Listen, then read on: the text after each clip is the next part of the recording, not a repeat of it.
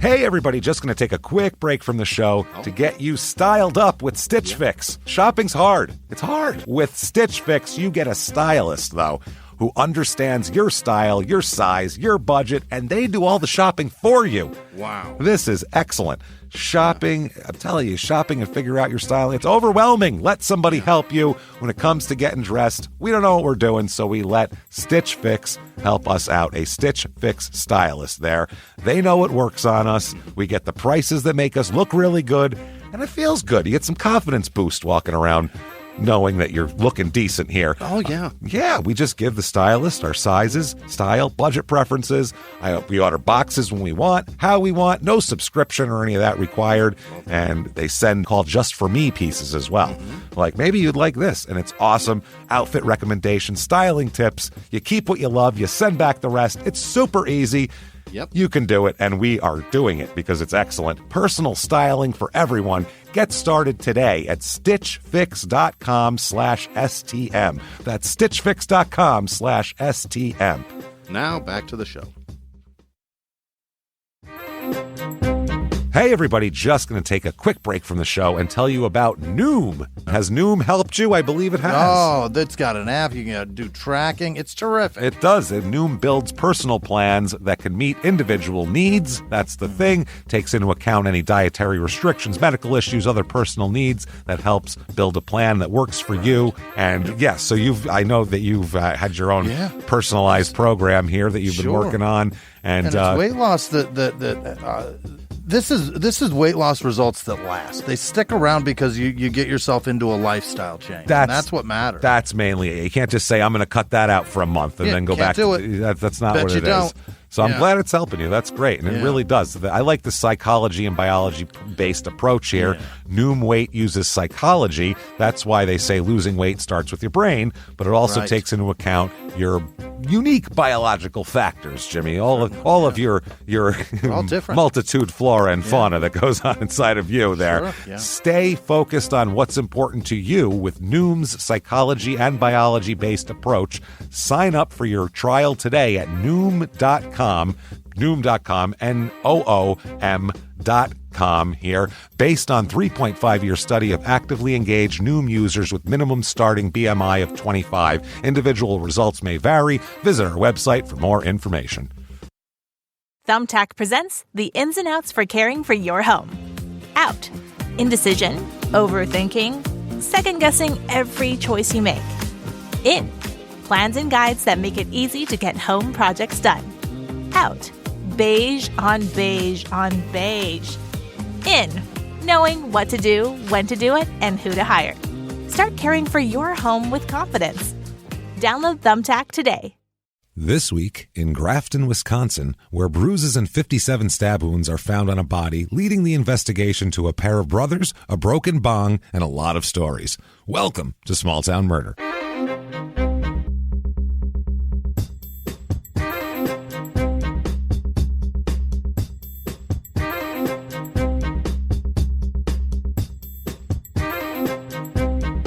Hello, everybody, and welcome back to Small Town Murder. Yay! Yay, indeed, Jimmy. Yay, indeed. My name is James Pietragallo. I'm here with my co-host. I am Jimmy Whisman. Thank you, folks, so much for joining us again and again on another We've had... That's so fun. So much crazy stuff going on lately with this show. Just every case just gets weirder and weirder. I always think, well, you know, we're going to run out of weird cases, and there's like hundreds of them. To be the case. There's a backlog of them. We'd be old and gray before we'd be done telling the crazy, crazy shit that happens on this show. So thank you, and we hope you've been enjoying it. We have definitely been enjoying it. Thank you especially to everyone who's given us reviews this week and forever. Thank you. If you haven't done it yet, please get on Apple Podcasts, that purple icon, give us 5 stars. It helps a lot. We don't know why. Right. So just do it, and it helps. Thank you very, very much for doing that. Also, head over to shutupandgivememurder.com right now, because if you're listening when this comes out, which is May 6th, 2021, today is the virtual live show for Crime and Sport. Sports. Yeah. It's a huge deal. Yeah. Get your tickets. It's about Suge Knight. Right. So it's not about sports. No. It's basically us telling a crime story that doesn't take place in a small town. Stay 'em tonight. It's pretty cool. So check it out. It's going to be wild, lots of fun, and it's going to be available for 72 hours after tonight as well. Yeah. So get your tickets right now. Shutupandgivememurder.com for that. Also, Patreon. Yes. Patreon, man. If you missed the last round of Patreon that we released the past weekend, good stuff. We did the college admissions scandal. Yes. The one that ensnared Felicity Huffman and Aunt Becky. She's a real housewife, right? Yeah. Felicity? Or what? Not a real housewife. Desperate housewife. Yeah. Yeah, those are different housewives completely. Well, they should be the other way around, honestly, the titles there. Because the ones on the Real Housewives seem very desperate, whereas I think there was murder involved in one of those shows. Probably. Maybe both. Who knows? Yeah, I wouldn't be surprised. Yeah, so that New Jersey one's questionable. Oh, yeah, that was a little dicey one there. Yeah. So check all that out. We did that deal, and we talked all about that. And then we also did a bonus episode this last weekend about cult deprogramming. Yeah. We talked all about that, and we heard about a man named Black Lightning who would kidnap people off the street and yell at them for 3 days. So that's the tactics wild. of everyone you would expect named Black Lightning. It's amazing. The wow. The lightning is the kidnapping from crazy stuff. His tactics were I never knew that. No, I figured that cult deprogramming was something like the CIA has like a special some special lay you in a trick to bed, it. put some sensors on your skull. Nope. It's figure just out how to wipe it. No. A dude yells at you for 3 days in a Holiday Inn with the windows nailed shut. That's basically how it works. Belittles your favorite person. That's how it works. So Patreon.com/crime and sports is where you get that, and brand new episodes all the time, and you get the whole back catalog and everything else. So log on to that. Plus, we're going to give you a shout out. Jimmy will mispronounce your name. Oh, yeah. So can't go wrong there. It's a 2-for-1 deal, really. And if you just want to be a good person with good karma and get your name mispronounced, you can also just go to PayPal and use our email address, crimeandsports@gmail.com. Right. And holy crap, are we thankful for everything you people do. Unbelievably Thank grateful. you so much. And for that, what we do have to do is the disclaimer. This is a comedy show. It is. We're comedians, and so we're going to make jokes about things, and people are going to die.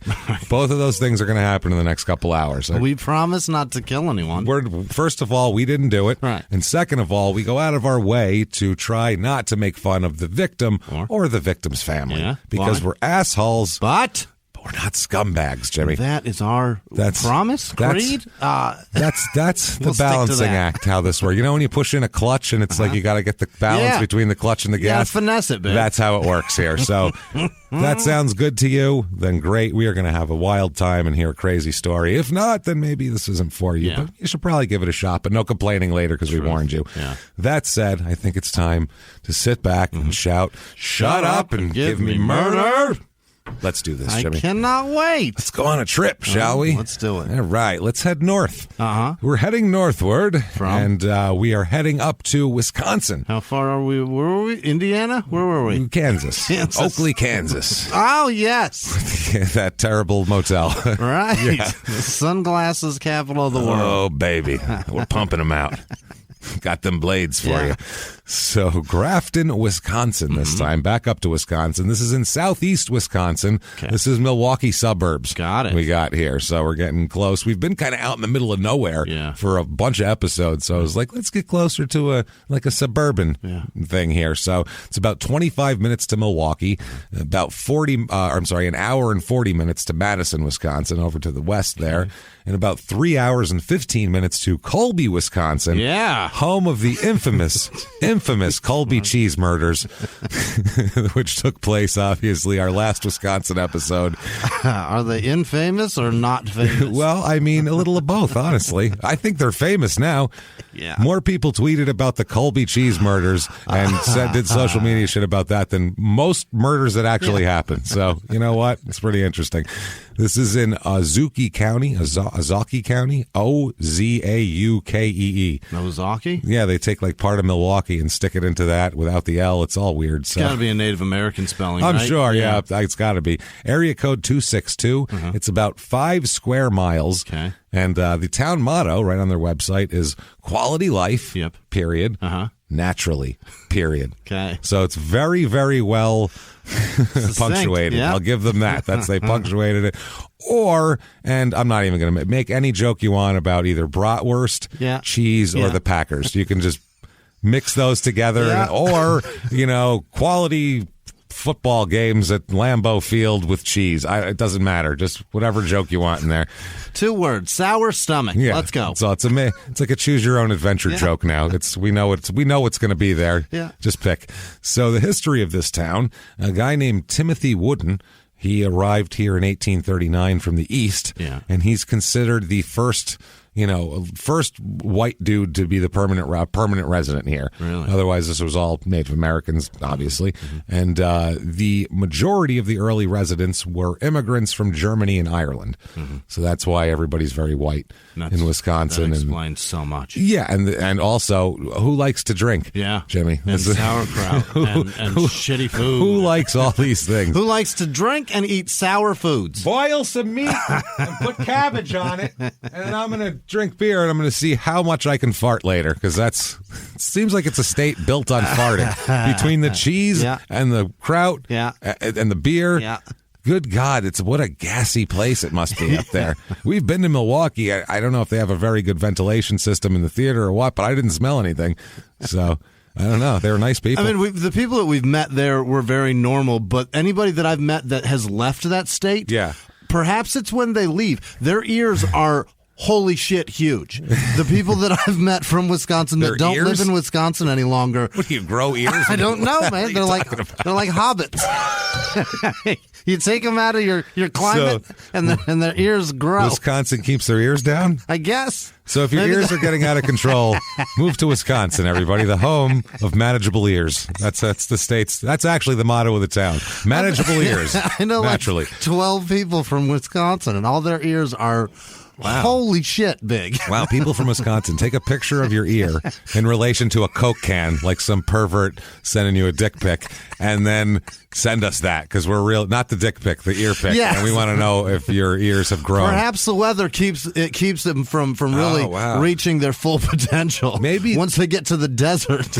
Maybe they were big and no one noticed because they were wearing the hat with the ear flaps down on the side there. With, you know what I mean? One of those, because it's very cold. And then when they take it off, people are like, holy shit. I had a boss whose ears were like a third of his head. Wow. Where are you from, sir? The Badger shirt. So that really tells me a story. Jimmy's impugning a whole state over a guy he knew with big ears. One guy he knew. And he was an asshole. So yeah, I found everything about him to be offensive. Swedish people are tall. How do you know that? I knew a Swedish fella. He was 6'8". So they're all tall over there. So that's amazing. So they created the town officially in 1846. This is the territorial legislature. And the village of Grafton was incorporated in 1896. But people were living there for a while. It was the site of the Milwaukee Falls Lime Company. I don't believe you. Where they had the lime wars, where they would squeeze citrus over the top of a fallen foe. So you know that it was because of that. No, I'm not going to, I swear to God, I'm not going to make up any stories about this one. You think I would make up another one about Wisconsin? I'll pick another state. Not a chance. Yeah, you're never going to know it's coming when it's coming. Everyone expects it now. Right. You're all on your toes. I get it. So the Milwaukee Falls Lime Company, which quarried limestone and operated lime kilns to manufacture slaked lime. Slaked? Slaked. I don't know what the fuck that is, but it sounds like it probably smelled bad here at one point while shit was burning. Burn it, yeah. Any kind of kiln is not going to be a good smell. No. The kilns are preserved, actually, in Grafton's Lime Kiln Park on the west bank of the Milwaukee River. They put the kilns lovely. On the beach? On the river. Yeah, they used to put all the shit on the river, because that way you could, whatever you're producing, you can put it right on a boat and get it out of there. You don't have to. There's no ground shipping at that point from your side. I wonder how they preserve that. The kilns? Yeah, like a plexiglass box around it on the beach. A roof? Yeah. I have no idea how they preserve anything. Like an autographed baseball? Yeah, I think so. Like it was just a clear box, maybe. You can go and look at it. Yeah. They got to slide one of the things Yeah. Which one is it? And which direction does it go? Does it go? I think it's upside down. It goes down. Can't do it. So basically this was a big deal. The lime kilns was like where everybody worked and shit until the 1920s. And then it kind of went down a little bit. In the early 20th century, the Wisconsin Chair Company operated a furniture factory in the village. And I heard they were vicious people. They fought a lot. The Wisconsin Chair Company, they'd break chairs over each other. Them and the lazy boy people went to work. Yeah, they did, and they'd leave scattered just legs and just pieces of chair on a man to let you know. This company here manufactured phonographs, which is... The Chair Company made record players? They did. They were a furniture company, I guess, and they made phonograph players. Fascinating. So the company originally manufactured phonographs exclusively for Edison Records, but in 1917 started its own Paramount Records subsidiary, which became famous for producing a lot of the first blues and jazz records. Awesome. Which is pretty cool.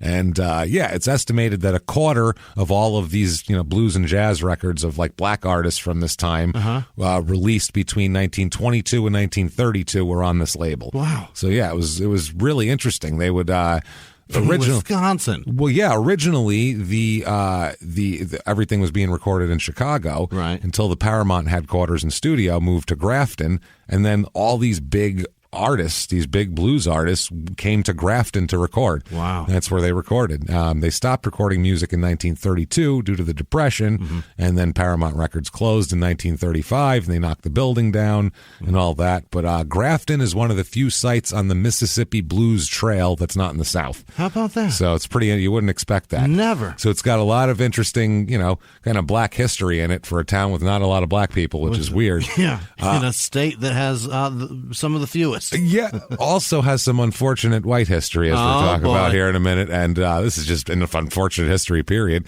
In the late 1930s, a group of, so this is pre-World War II, for our involvement anyway, a group of pro-Nazi German Americans who, they weren't like, you see neo-Nazis now. They were actually going, I like what this Hitler guy's saying as he was saying it. Right. Not even in the rear view. In memoriam. He's like, yep.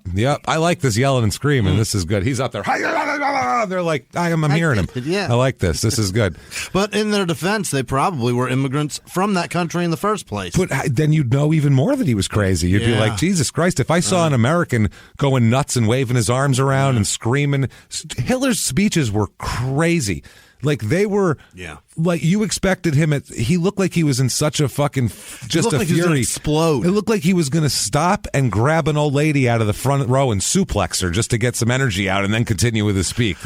Like that's the type of, it's like, it was wild. He looked like if he didn't get these words out right now, he would spontaneously combust. And it might ananyway. Yeah. And it might happening. as it's happening because he's venting the fucking cauldron. Yeah. It was wild. He always would like raise his head up. He was up and down. Fucking nuts, man. So anyway, these guys affiliated with the German American Bund purchased land on the Milwaukee River in Grafton, and they ran a private camp called Jimmy. This is bad hindsight, actually, because this happened before this. Camp Hindenburg. Oh, them bastards. Why would you name your camp after the largest failure of this thing you're purporting to say is better than most? What the fuck? That's Killing known. So many people. I mean, just a disaster that whoa, we didn't do that right. That would be like an American one, or I don't even know who made it. Whoever made it, calling it Camp Titanic. Yeah. Like, it's not smart. Makes no sense. They came into the village to march with Nazi flags and meet at the Grafton Hotel. So this was a big deal.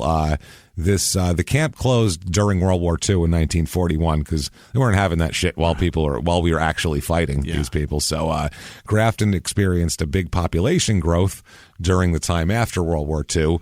And from 1950 to 1980, it basically was like 6 times bigger. Sure. So it grew a lot, as most things did at that point. And also suburbs grew a lot, so people could commute to Milwaukee in the 60s. They made interstates in there, so it made it easier. We found reviews here. Here's a 5-star review. This is nice here. 5-star review.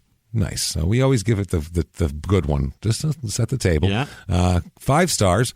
Quiet, but yet a lot of places to eat and shop. Very concerned with places to eat, these people, and all these reviews. Quiet, yeah. Okay, got it. It's quiet, but there's still hustle and bustle. bustle. But you can get here. to the little main street, and they got stuff. If you want it. I have lived here for 15 plus years and have always enjoyed the people here. Everyone is friendly, and there's plenty to do with friends. Grafton is actually on Lake Michigan, and there's a wonderful nature reserve on the lake on the outskirts of the town. Because everyone is very gassy, you don't feel bad about releasing it in public. No, that's not in there, but that should be, I think. It gets a little chilly in the winter months. A little? It's fucking Wisconsin. Right. What do you want? You get a lake effect, for Christ's sake. Yeah, that's like saying Santa does some traveling in December. Like, fuck you talking about? Here, we get it. A little chilly. A little chilly. But the summer months makes it all worth it, which, yeah, I mean, it's that 3 weeks that you have a summer, it makes it very much worth it. Here's one. This is a 1 star. Not happy at all with this town. Not very friendly. Yep. Very small. Yeah. Really nothing to write home about. Okay. Fucking cold. The weather, terrible. Great pizza and grocery stores, which is unexpected. Yeah. An unexpected compliment here. Depending on what I don't know what their version of. Yeah. This person's from, fucking, I don't know, North Dakota, probably. Yeah. They don't know. You will soon get sick of the same restaurants over and over. Okay. The schools are good. It is a very boring town. These are all individual sentences. Sure very succinct. When people say, quote, small town, just replace it with, quote, boring and lonely. Jesus Christ.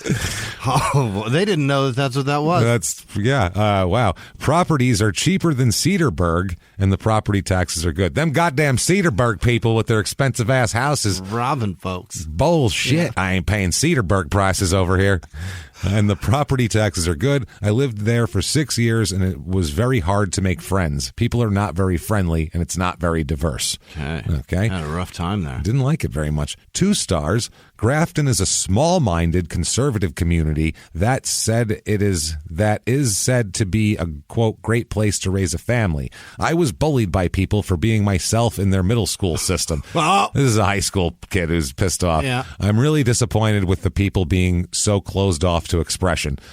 I don't know what they're talking about, but I'm sure. I hope that's not an adult being themselves in the middle school. Yeah, right. They don't like expression. I took my dick out in front of the 12-year-olds, and they were like, "That's not expression." And I was like, "Yes, it is." I drew a happy face on it. I'm expressing myself.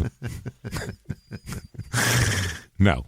So, and then here's a mediocre 3 stars. Very succinct. People are very succinct here. It's very specific. Yeah. But it's right up the middle. This is, I don't know what, but this is succinct but also vague at the same time. Quote, it's a small town, many strong opinions. 3 stars for that? 3 stars. Many strong opinions do you have about the town, or people that live there have strong opinions, or... And some of those opinions are right. Some of those opinions are wrong. That's what I mean. So there's 3 stars. They don't even say, just strong opinions. Many strong opinions. I have some stuff to say, but I ain't going to say it right now. And they're right. They're just too strong about it. A little too. Yeah, it's a little much here. A little too much for Wisconsin. So, population of this town, 4,124 people in this town. Is that right? No, that's not right. I'm sorry. 11,715 people in this town. It's a lot more. There we go. Yeah, that's how it works. The female population, and male, actually way more males than females. Mm-hmm. It's 54% male, which is well out of whack with anything. I don't know why. Manufacturing is the main job here, so maybe that has something to do with it. I'm not sure, but either way, the population's up 10% since 1990, so they've done pretty well for themselves getting people here. Median age is 46, which is well older than the 37 and a half that's average, but there's not a lot of old people. It's just kind of just a few more of the older ones. It's not like, because some of these towns will have like 4 times the over 85 population. You're like, what the shit happened here? A lot of married people. It's a suburban, kind of great place to raise a family, in quotes, as they say there. 60% married as opposed to 50% being the norm. The divorce rate's a little lower than normal. By the way, the divorce rate went up this past year, so did it really? Good job, America. How much? Not much, like 0.5%, but that's something. A lot. That's something. It's a lot when you consider 330 million people staying home by themselves or with I am not doing this for one more day with you.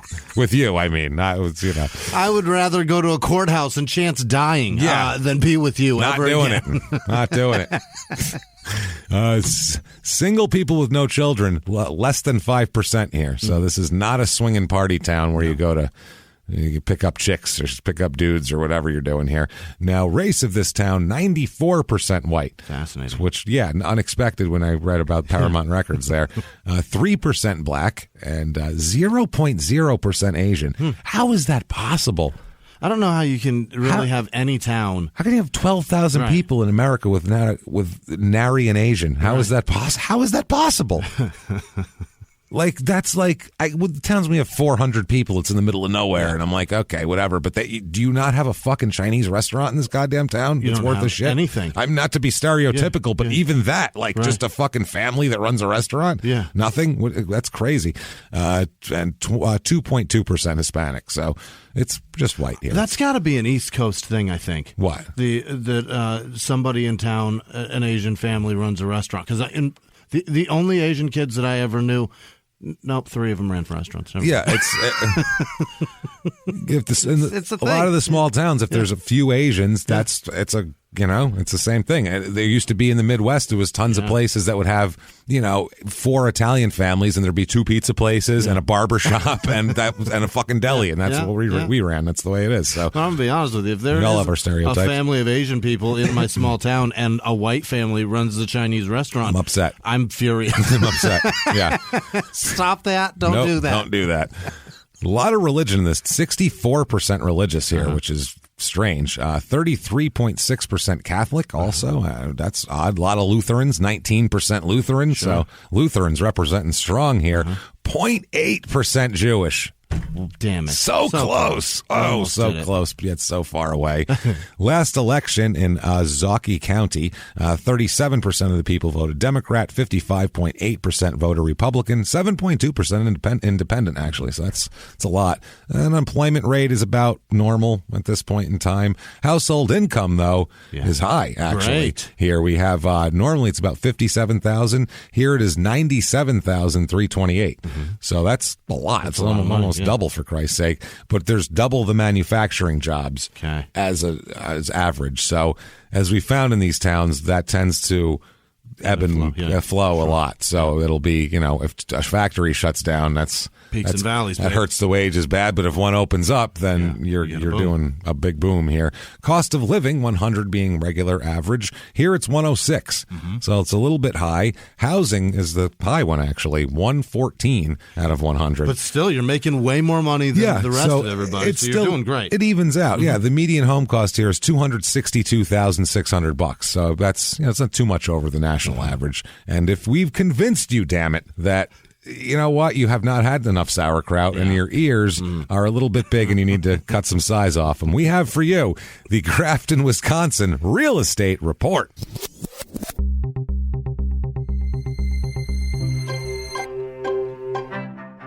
Your average 2-bedroom rental here goes for about $918, which is well below the national average. So with the housing, it's a deal. That seems like the way to go here right now, rent. And but if you have to buy, I found some things for you here. Let's take you around. I found a 3-bedroom, 1-bath, 1,020 square feet. Small. That's pushing it for 3 bedrooms. That's a 100 by 10. That's small. That's a small place. Decent, clean little house though. Little yard, nice little neighborhood. $148,000. It's about as cheap as you're going to get here. Then I found a 3-bedroom, 2-bath, 1,618 square feet. That's more like it for 3 bedrooms. It's on a 1/4 acre, so it's got a decent size yard and everything like that. It's nice. It's updated. It's fine. And I say that all with lowercase letters. You know what I mean? It's not. It'll do. A shout off the top of the mountain, but you look at it and you go, yeah, I can live here. This is good. My family will be comfortable. $249,900. So that's kind of your entry level decent house that you're going to find here. Then you run the lime kiln, okay? You've got it all here. Oh, boy. You're running the factory. I found a 3-bedroom, 3-bath, T-ball for each and every beehole, anyway. 5,311 square feet. Oh, those are big rooms. Those are big rooms. 5,000, only three bedrooms. Holy shit. And probably one they turned into a big office, I'm sure, and shit like that. It's on 1.5 acres, a very nice yard with trees. It's private. It's very nice. Big windows with light coming through. Nice yard. Gorgeous. $819,000, though. For a 3-bed, 3-bath. I don't think so. I don't think so. Not happening. You got it out of your goddamn mind. That's incredible. That's wild. So you'd want a couple more bedrooms for that price. I would fucking hope you would. I would anyway. Or, I mean, the size is big. This isn't for like somebody with 5 kids, obviously. But if you know, whatever, I don't know. 5,000 square feet. Too expensive. I can't wrap my head around how there's only 3 bedrooms. I'm not living in suburban Milwaukee for $800,000. It's not happening. So that's just no. Sounds like no a great offense, property. suburban Milwaukee, but that's expensive, and you know it. You wouldn't pay it either. So that's why I'm saying that. Things to do. That's a financial decision, not a cultural one. Things to do here. I found the Paramount Music Festival. Yes. So they do this all the time. Of course, it starts off right away. Quote, it kicks off with The Pour, a beer and wine tasting event. So it is Wisconsin, so we're going to get you shit-faced first no matter what. Yeah. That's happening. Tickets for this are $25 in advance. For just the booze? But it's probably unlimited. Oh, that's great. As much as you can fart, you know. So $35 at the gate, but you get a lot of great samples to enjoy. You better get more than samples for $25 or $35. Jesus Christ. And how big's a sample? It's a Wisconsin. I mean. It's a Wisconsin. It's sample, probably James. That's a 6-pack. Like a giant stein. It's a stein. That's a sample. We went with Sarah. Me and Sarah. Sarah and I went to this mac and cheese fest. Hell yeah. Across the river here in New York. Went out to a festival. We went. It's out. Where the hell was it? Montgomery. And it was out across the river in West Virginia, New York. You go past Newburgh, and then it turns into farms. Yeah. And it's out there.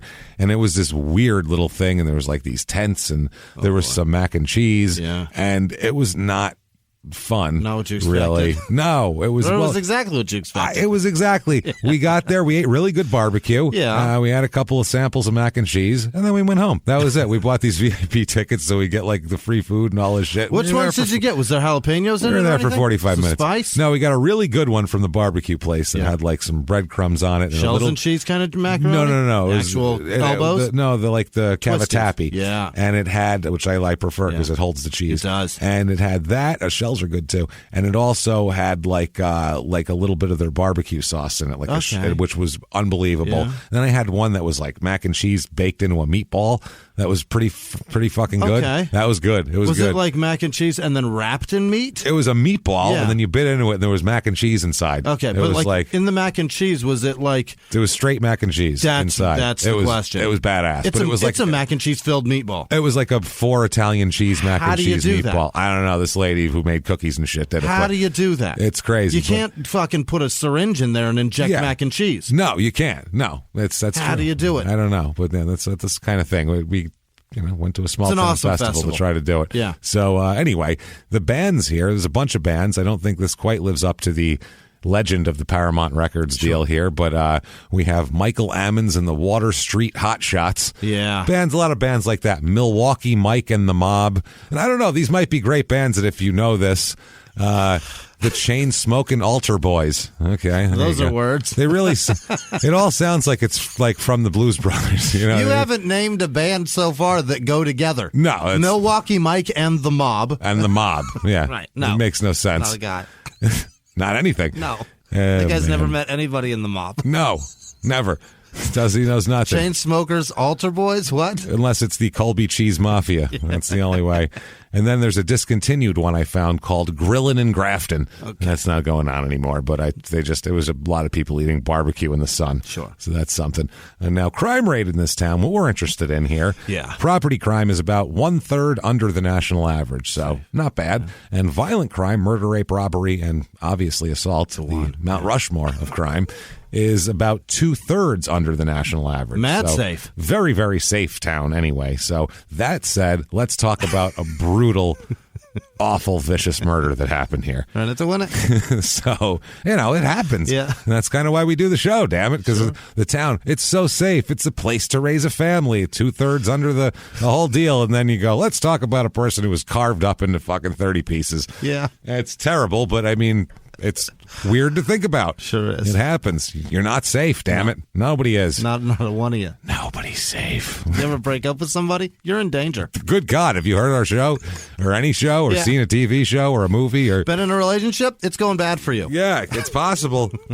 Head on a swivel, people. Let's go. So anyway, let's go back in time a bit. I like it. I think we were up a little bit more current in the last one, if I believe. Mad current. Yeah. Right Very up to close. This here, we are going to January 26th, 1982. Hell yeah. 82 in Wisconsin. Beautiful. Mullets just blowing in the breeze as they ride fucking quads around the woods to go in and drink beer. And they're close to Milwaukee. The amount of Harleys up here is insane. Oh, yeah, because the Harley thing in Milwaukee. Hey, everybody, just going to take a quick break from the show to tell you about the safest sponsor ever, Simply Safe. Absolutely. These people will keep you safe. It's amazing. You know that every 26 seconds a burglary takes place in the United States, according to the FBI. That means that by the time this podcast is over, dozens and dozens of homes will have been targeted, ransacked. God knows what happens here. So protect your home before it's too late with Simply Safe proactive security system. Simply Safe helps stop threats before they even have a chance to break in.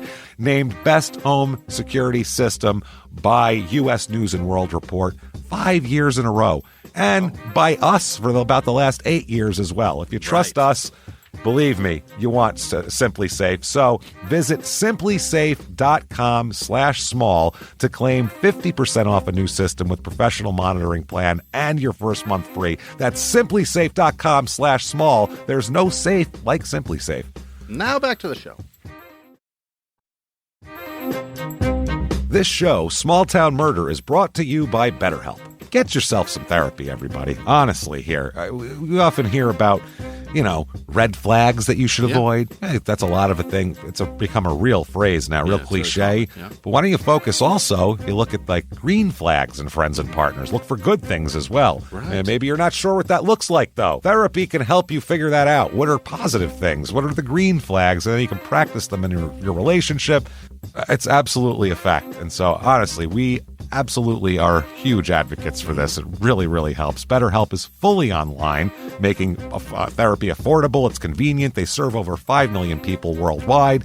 You can access a diverse network of more than 30,000 credentialed therapists, wide ranges of specialties there.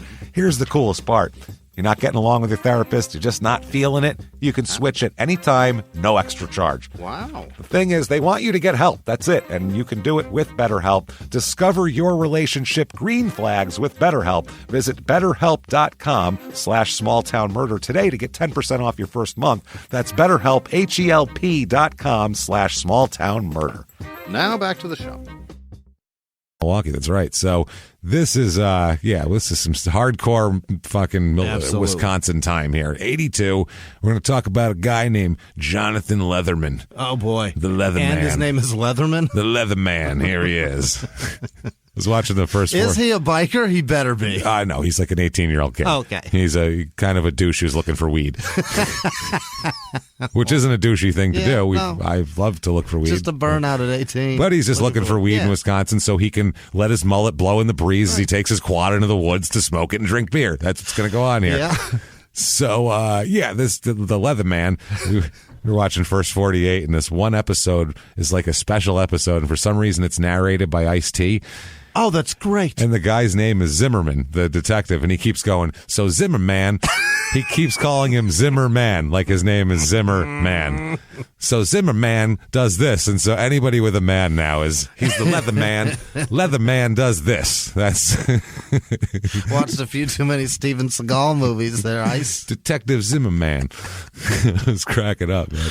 So, fuck. This Jonathan Leatherman, January 26, 1982, at 9:30 a.m., he makes a phone call to his buddy, Christopher E. Moore, and it's M-O-H-R, like J. Moore. Okay. So, the worst spelling. Right away, we're like, the worst way to spell that. Yeah, don't spell like that. So, he calls Christopher E. Moore, who's another 18-year-old kid, calls him on the phone, and this is, by the way, this is ambitious behavior for a pothead because it's 9:30 a.m. you know, I mean, I'm not calling anybody. You know me. At 9:30 a.m., you're not finding me many places. Or this kid's just got a wicked craving for a shake and bake. Well, wake and bake. What? Wake and bake and some shake. He's going to want shake and bake after the wake and bake, Jimmy. What I really want right now, I want to smoke a fat joint. And a nice pork chop. And then a pork chop, you know, shake and bake. Just a shake and bake pork chop. How did I do that? That's going to be delicious. Just chicken breast, you know? Yeah. It's going to be good. So that's just disgusting. Shake and bake it's so gross. It's just like salty gravel that you put on your pork chop. I'd like to put salty gravel on my pork chop. It's not breadcrumbs, that's for sure. And if I don't know what that is. If any of it burns, it turns into like rock hard, like grape nut level. So hard. Toothbreakers. Break a molar on that Jesus, you got to like knock all the excess shake and bake off. And it burns to fucking holy hell black. I haven't had shake and bake in a long time. It's been a minute. It's been a while. Thank God. When my mom got a raise, we stopped eating it. I was going to say, and I've been poor enough to eat shake and bake recently, but not, I still avoided it just because... Yeah, shake and bake is when things aren't going well, though. No. When things are going good, no one goes, ooh, you know what we're having tonight? Shake and bake. Yeah. No one ever says that when things are going really well in their life. Let's celebrate, honey.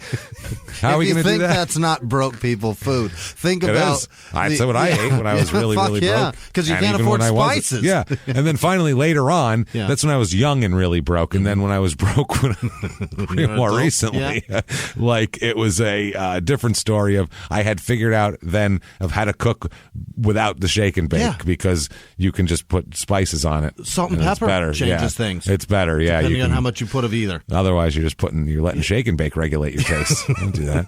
That's a bad life. He calls this guy at 9:30 a.m. to talk about going over to Christopher's house to smoke some weed. Mm-hmm. So, I mean, 9:30 a.m., that's ambitious. And for Christopher, he's up too. This is a... Leatherman hates reality. Man, up and at 'em weed heads here. This is wild. So around 10:45 a.m., Leatherman begins walking over to Chris Moore's house. We don't call him Leatherman. No, he's Leatherman. The Leatherman, Jonathan Leatherman. He goes over to Moore's house. I almost said Jay Moore's house. He goes over to Christopher E. Moore's house. Goes over to Jay Moore's house, and a little tiny dog answers the door. And a dog answers the door, and Jay Moore has no idea that you're there. That you're supposed to be on his show. He thinks he's supposed to be on yours. And it says, "Come in. We ordered pizza for me and my son, who's too tiny to be around an interview with us. Want to hang out?" We were like, "We'll go get some food." Put that one to bed. We did a long time ago, and we were on Jay Moore's podcast, and the company we were with sent us to his house, and he was like, "Hey, how are you?" He thought he was supposed to be on our show, and we're like, and he thought we were supposed to be there 3 hours later. Yeah, we're like, no, we're driving back to Phoenix right now. We're here to finish. This is the last show of 4 that we had to do today. So can we get it over with? Nope. Come back later. There's a little restaurant down the road. Go get yourself a pizza. Alrighty then. Have a good one. Thanks, Jay. Thanks a lot. Weird. What a weird encounter. Unbelievable man. He's a sweetheart. He's a character. He was nice to us. He was on. He was on something. I'll say that much. He was on. He was definitely on something, Jimmy. So I guarantee you that. Fucking guarantee you he was on something. So he goes over. He lives in the neighborhood. He arrives in 3 minutes walking. So, I mean, that's around the fucking corner. Yeah. Jesus Christ. Unless he ran there at full speed, which I doubt. No one wants to smoke weed that bad. No. Yeah. That's one thing. One thing us weed smokers don't do is run somewhere to smoke weed. Yeah. Like, we'll get there. So he gets to Moore's house. He enters the house. I guess they live 3 minutes away and hang out all the time. I guess they go in and out of each other's house. He enters the house, goes upstairs to Chris's room, which he does. Chris lives with his parents. He's 18. Everybody here lives with their parents. Of course. So, yeah, this is, his room in his parents' house. He opens up the door to Chris's room and finds Chris on the floor. Oh. Just a minute ago, I was talking to you. Yeah, an hour ago, we were on the phone. Yeah, let's smoke some weed. Now he shows up, and he's on the floor. He's unresponsive. The room's kind of a mess, and he calls 911 to report a suicide. He says that it looks like Chris killed himself. Shit, this is fucked up. He's freaking out. He then goes back to Chris's room for what he says is to grab a 1/4 pound of weed that Chris has there, Chris had a QP. Chris probably sells 8s and fucking dimes and shit. So Chris has a QP sitting there. If the police find this, they're going to take it. Yeah. May as well not let it go to waste. Yes. So he went in there and he said he did it, but he told the police he did it, quote, to save more from trouble. Yeah. He's dead. We don't want to besmirch his good name now that he's dead. I'll just take the weed off his hands. I'll burn it in the field ceremonially. I don't know if you guys read the reviews. There's a lot of hard opinions here, and I didn't want them to be about my friend Chris. It's a lot. Yeah. So, I don't know what to do here. So, anyway, I don't want anybody to find out that or that he ate shake and bake. Those are two things. It's like the shake and bake and the wake and bake. And the wake and bake. So he does that, and but he says at the end he said he couldn't find it though, because they said, "Why'd you go back into the room?" Yeah, and he said, "I went back to get the weed." He goes, "I couldn't find the weed," so he ended up just waiting outside for the cops. Yeah, with nothing. So maybe you guys could bring a dog for me. Yeah, that's the other problem. Yeah, where's he going to put the weed? Right. What's he going to sit out there with a QP and it's under? It's big. A QP of weed, especially dirt weed. Yeah, like it's dry leaves. Yeah. It takes a lot to get to that weight. Even if it was the brick. Yeah. Like I've bought the QP bricks like in the Bronx back in the day, and it's still like a big book. It's a lot. It's the size of like a good sized book. So you can't be dry leaves. It takes a lot to get to a pound. Yeah. And a quarter of that is it's a lot. I mean, and it is January, so he's probably got a parka on, so you could probably get it under that. Sure. It's puffy, but still, I don't know if you want to hang out with a bunch of cops with a book in your shirt. With a book in your shirt. Yeah. Book of weed. It's uncomfortable. I got in a car accident when I was 18. Yeah. I got T-boned by a lady. Right. Completely not my fault. She just completely T-boned me in Fishkill, New York, actually, the village of Fishkill.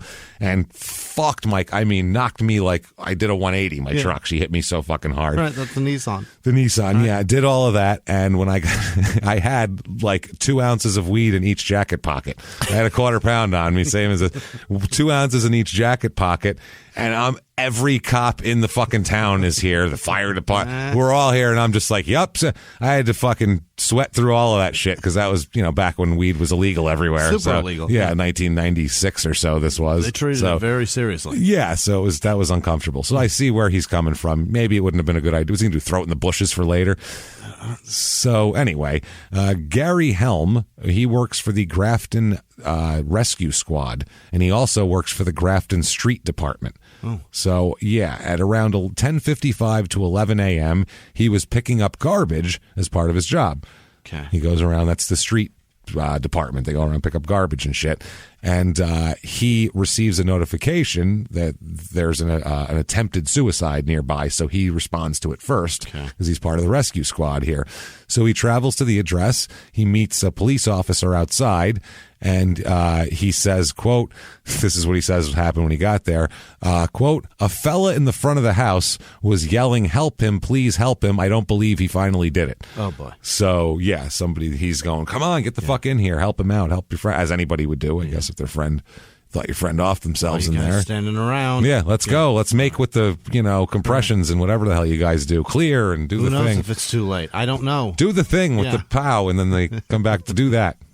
Make it work. Give it a run. Give it a whirl. Yeah. You know what I'm saying? Do something. Make it look good anyway. Do it for my benefit. Yeah. How's that? I don't even care if he's no chance. Just do it for my benefit. I don't care if his heart's cut out of his body and thrown over on the corner. Right. What if you're wrong and I'm right? Who knows? Let's just try. So, according to Helm here, they went inside. He and the officer went inside, went up to Moore's room, and could not find a pulse. So they confirmed that he actually is dead here. So the deputy county coroner here, Ruth Heiser, she says she went over there. She's dispatched at 12:05. She gets there and pronounces him dead officially at 12:05 p.m. He's obviously been dead longer, but that's when she gets there. Mm-hmm. I don't know. The coroner probably doesn't rush there. No. Because it's like, they're not going to be dead when I get there. Like, they'll still be dead. It's not a rush now. Yeah. I mean, they have to have them there, so then the homicide unit and the crime scene people can do that. Shit, sometimes those people sit there for hours. Yeah, they have to. Like on the side of the road, you know what I mean? Yeah. It's so terrible.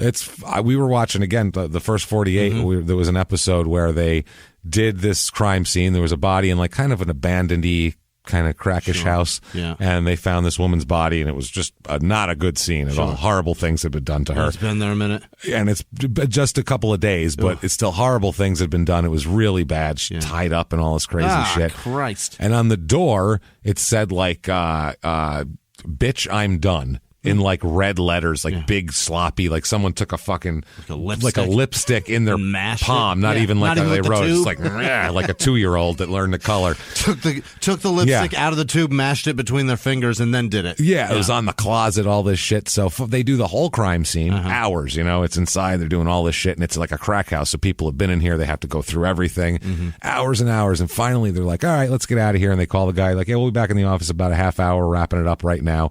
And then they're like, hey, did anybody look in that closet? And they're like, no, I don't think so. And he goes, maybe, check. And he goes to open it. It's nailed shut. And he's like, no one open. It's fucking nailed shut. Yeah. So he pulls a nail out and opens it, and there's another body in there. Oh, my God. And it's been there for months. We've got to be here for so long and now. They're like, oh, shit. Another ship. Oh, fuck. But, like, that's how bad of a scene it was, is that they didn't even see that. Like, that was why. That has nothing to do with this, but it's interesting murder talk. And they sat there for hours investigating the first one. Yeah. And now they've got to sit there for hours investigating the second one. And you can't move the other one in relation to this one because you've got an investigation to do. The whole thing's, they had to start. So much things to do. Basically, scene back to one and, do the whole scene of the closet. Tell the coroner to go back home because we got to do this one now. Yeah, it's a lot. And then we'll call you to pick both of them up. And then come on back. Oh, boy. So Daniel Palkovic, he is the Grafton Police Department. He's an officer here. He was dispatched here as well. He was the one who went up with Helm to the room to initially do that. Now, like we said, the Leatherman is saying it's a suicide. He finally did it and all that sort of thing. So that's what they're looking at initially, but then they look a little closer. Here is the list of things from areas nearby or from Christopher Moore's body at the autopsy. This is the scene. This is the few feet around him, little universe of his death here. Right. These are all the things. It's a long list, but it's interesting when you start to stack them up here. Here we go. A jacket found in his room, which appeared to have blood on it. Yeah. That seems like evidence. A torn shirt removed from him, which had blood on it, which is odd. You normally don't tear your shirt when you kill yourself. He'll beat the shit out of himself. Yeah, that's generally a sign of a struggle, a torn shirt. Jeans removed from him, which had blood on them that he was wearing, not jeans like that were in the corner. He wasn't like nude when they found him. Socks that they took off of him that had blood on them. Underwear they took off of him, which had blood on them. A hat found in his room that had blood on it. A pair of gloves found in the room. A yellow towel taken from the hallway directly outside his room, which also had blood on it, which it's outside, so I don't know how he would get it out there if he killed himself. Whipped it out. Yeah. Perhaps the Packers were playing and he was spinning it. I think he was twirling it when it happened. That's probably, well, I think that's what people do anyway, just walking around. They practice for Sunday. They're just twirling their Packer towel. A cheese head found nearby with blood on it. He, let's see, samples of his head and pubic hair they took also. Hair that had been, quote, clenched in Moore's left hand. Oh. Again, you usually don't rip your hair out as you're killing yourself. Hair located between the fingers of Moore's right hand, which was closed but not fully clenched. So, just kind of whatever. Hair stuck to Moore's chin and neck by dried blood. So there's hair there. Loose hair taken from Moore's mouth area, which appeared to be stuck there by a combination of dried blood and possibly saliva. Hair at least apparently stuck to Moore's pants by dried blood. Hair, quote, a possible seed of some type. I don't know. Okay. And some glass fragments stuck to Moore's skin and shirt and his upper chest area. That seed of some type, I think we know what that is. Sure. I think it's... was it a little dark? It's a weed seed because here comes more here. Glass fragments. The top or main portion of a bong pipe. Oh. So we're talking a big glass bong he's got here that is broken, that's found in the room, which appeared to have been shattered or broken on one end and appeared to have blood on its tube. Okay. So that's what they say. The base portion of the bong pipe, I'm talking from court documents, that's why I'm saying bong pipe, because I think it's funny. The state of Wisconsin calls it a bong pipe. That's redundant as fuck. Yeah, it's a bong or a pipe. Pick one. You say water pipe or bong. Yeah, there's a bowl in there, but that's not a pipe. No. It's a bong. It's a different thing. Yeah. So, which the base portion found there. The bowl portion of the bong pipe, which was found in Moore's room, which also had blood on it. He's got blood on his bowl, man. Damn it. Damn it. That's rough. That's rugged. Blood's on everything. Fuck around all you want, but don't get blood on my weed. Right. Get out of here. Did he die of a gunshot wound, James? There's a lot of blood. Fragments of maroon plexiglass material, similar to the top portion of the bong pipe, found scattered about Moore's room in roughly the immediate area of Moore's body itself, which all had blood on them as well. Pieces of the maroon plexiglass portion of the bong pipe and a metallic-type rod, which was found to be located on the floor under Moore after his body was moved. That metal rod is the stem that you put the bowl into. There you go. So these are bong pieces. Yeah, they are. This is all bong pieces. A rubber type grommet used with the bong pipe, which is what holds the bowl in and your stem and everything. There you go. Water seal, air seal. That's the one. Just inside of the doorway leading to Moore's room. It's fascinating. They have to do this report like they've never smoked weed. No, absolutely. They're like, that bowl, the thing that keeps they can't say that. They have to be a grommet, a rubber type of grommet. Get the fuck out of here. A metal little tube rod thing? Yeah. Nope. That's not it. A metallic type of rod. Yeah. Yeah. The stem for the bong. So basically, a bong got broken here. Bong exploded and somehow. Shattered everywhere. A glass drinking container. Otherwise known as a fucking glass. Or a cup. A drinking glass. Container is not needed in that one. It's really not. It's overkill. Wow. Yeah, like a lot of this is. Which was found on the floor next to an ice cube and had blood on it. The ice cube or the glass? Probably the glass. The ice cube would have melted. Ice cube's still frozen. It's still frozen. Clue how fast this happened. Quick. Well, shit. I mean, they talked to him, and then an hour later, there he is. So, and it also had, quote, a small amount of orange liquid at the bottom of the glass. In the morning, what a mystery. What could this have been? This guy drinks ice in his orange juice? Is it orange juice or Sunny Delight? You might want to water down the Sunny D a little bit because that could be strong sometimes back in the day. So ice cubes, by the time of trial, water, it says, they collected the ice cubes as evidence. Hold on. By the time of trial. Later on. Yeah, that's because it's from court documents. In 4 weeks, it didn't stay frozen? It's weird, right? By the time of trial, water. That's in parentheses. I swear to God, it's in parentheses in the court documents. Like, we expected them to be fully... Pass these ice cubes among the jury here. They won't... They're going to... Your Honor, I call into question Exhibit A. It's water. There's no ice. It's a Ziploc bag of water. What is that going to... find out. Mistrial. This is water, clearly. It's not ice. Prosecution failed to preserve evidence. This is ridiculous. The little red tinge, I think there might be blood in it. It's possible. This is the ice cubes collected from various areas of the room and observed around 11:30 a.m. So they said that's why they were melted by then. A phone directory found in the hallway on the second floor of Moore's house with a, quote, footwear impression on the cover. So this is big. This is how they connected all of the Night Stalker's crimes. So that's a big deal, which appeared to be caused in at least part by blood. So it's a bloody footprint that's on a not phone good. book. No, that's our guy. That's a good clue right there. Especially you compare him to Chris's shoes. Is that Chris's shoe? Well, then we got a problem. Sure. If it's not. So they did say that the shoe bottom pattern imprinted on the phone book was a common one. So it wasn't anything like there's one Avia in the whole fucking city of Los Angeles or anything. It's a very common State of California. State of California. There's one of these of that size. That's not what happened here. One shoe in this most populous state in the country. Second, right? Second. Well, at the time, probably second. Now the most by Fascinating. far. So interesting. Also, a yellow stool, which was taken from a room of Moore's house, different from the room that Moore was found in, but it appeared to have blood on it. Okay, so they can say stool and not be specific that it is a footstool? A small sitting or foot resting stool. It's the least specific they've been in this whole... Stool is a scientific term, for Christ's sake. A yellow stool. What the hell was he eating? Jesus Christ. Was blood cheese. In it? It was all the cheese. That's what happened. It just came out. It's not even shit anymore. Didn't even come out poop. It just came out a block of cheese. He just shit out a chunk of cheddar. That's all there is to it. It's a hunk of cheese. It's hankering. A hanker for a hunk of cheese. Not anymore. It's got blood on it. Just a bloody cheese turd came out here. So a small water faucet type screen, which is a screen you put in the bowl of the bong. That's how you keep your weed dry. So you don't suck through the weed before it's totally done.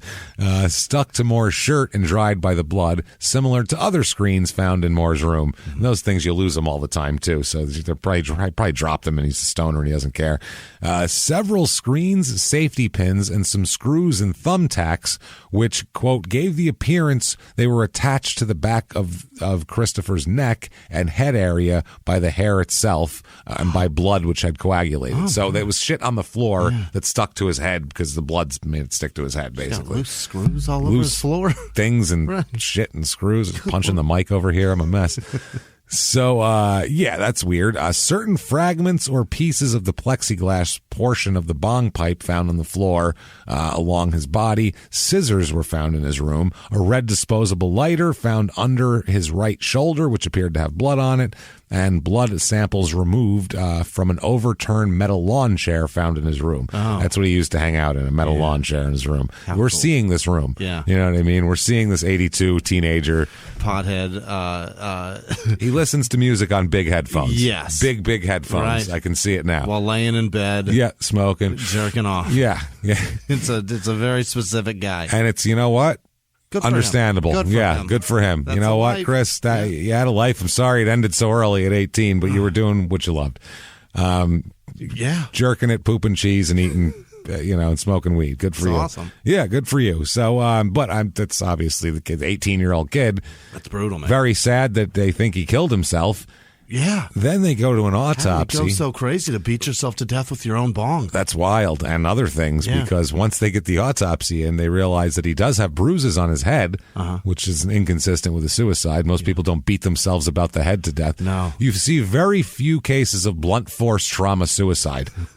Very, very. I mean, and all the times I've never heard of it once. So I'm sure it's possible, but I haven't really heard it very often. I'll bet it's really tough to get enough momentum in the swing to hit yourself in the head hard enough to end it. Well, you'd have to do it on the first shot. Otherwise, you'd knock yourself out. Well, then your times of hitting yourself are over at that point. Or if you're woozy, you're not going to be able to do it as well, and then you're going to fall down. It's not going to work. You'd almost have to get into a catapult and Super Dave Osborne yourself into a brick wall. Right, a giant slingshot and just it's the only way.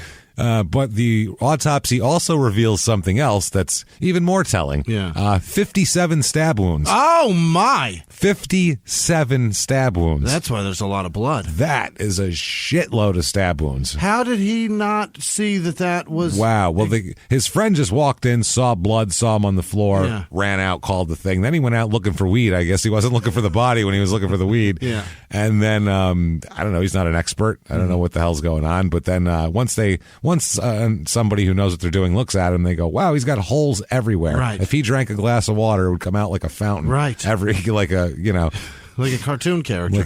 Like a watering can. 57 stab wounds. You walk in on that. There's no way you're telling anybody, give him help. You're just saying, well, I guess we bury him. Jesus, all the blood's out. It's got to be out. You just call his mom at that point and go, You can't expect anybody to live with that kind of blood that's out. I know. Good God. 57 stab wounds. And his throat was like pretty much slashed as well. Boy. So, I mean, he had quite the time, bruising and all of that.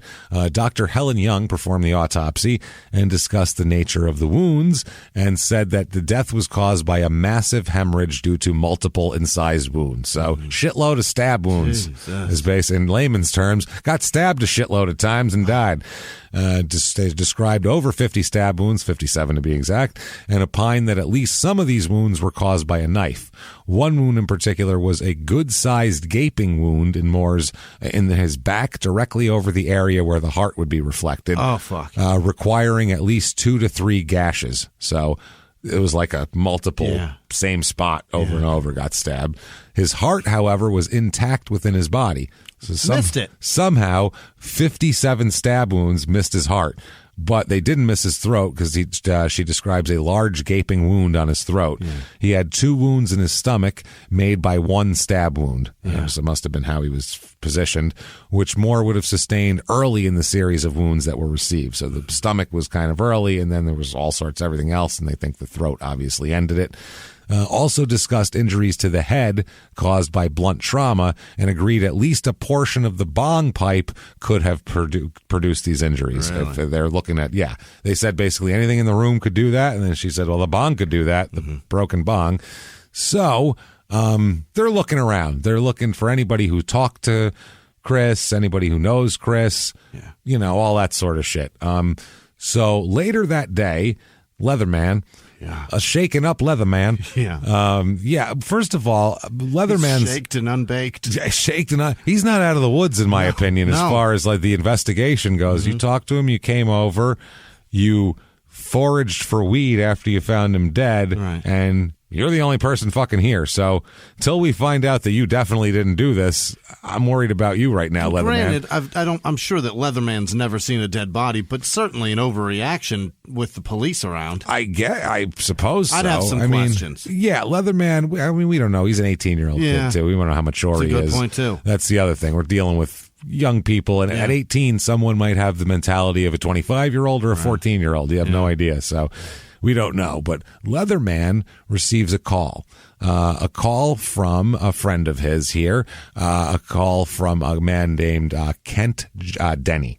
Okay, now Kent is 20 years old, and his brother Jeffrey, they hang out together. They know the whole group. So the Denny boys.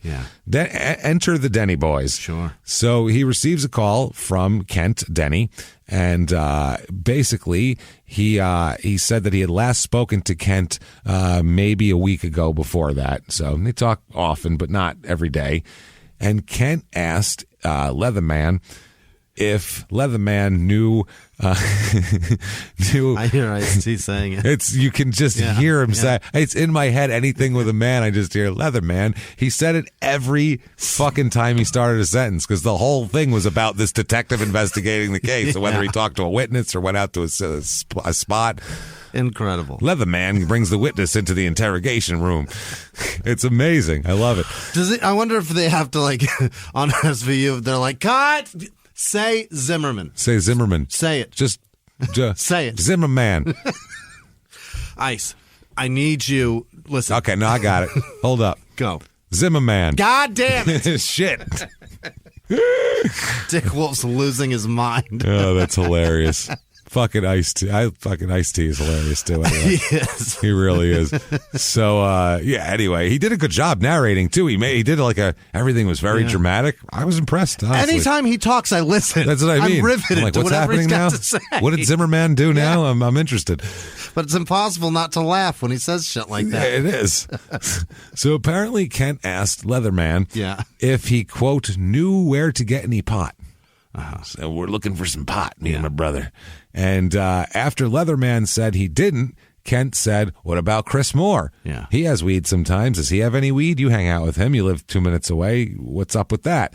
So Leatherman said Moore killed himself. This is before the autopsy. This is basically he hung around. The cops took the body away and everything, or ambulance or whatever, and then he went home.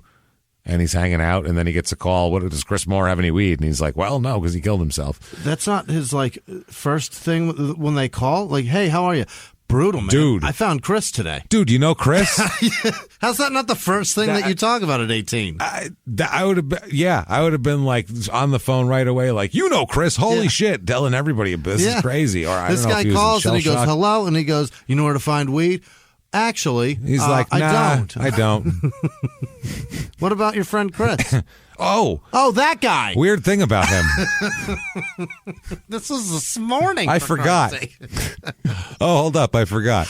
Unbelievable. Oh, man. So, he told him he killed himself. Kent asked Leatherman if he wanted to stop over later that day, and Leatherman did. Stops at the Kent house, or the Denny house.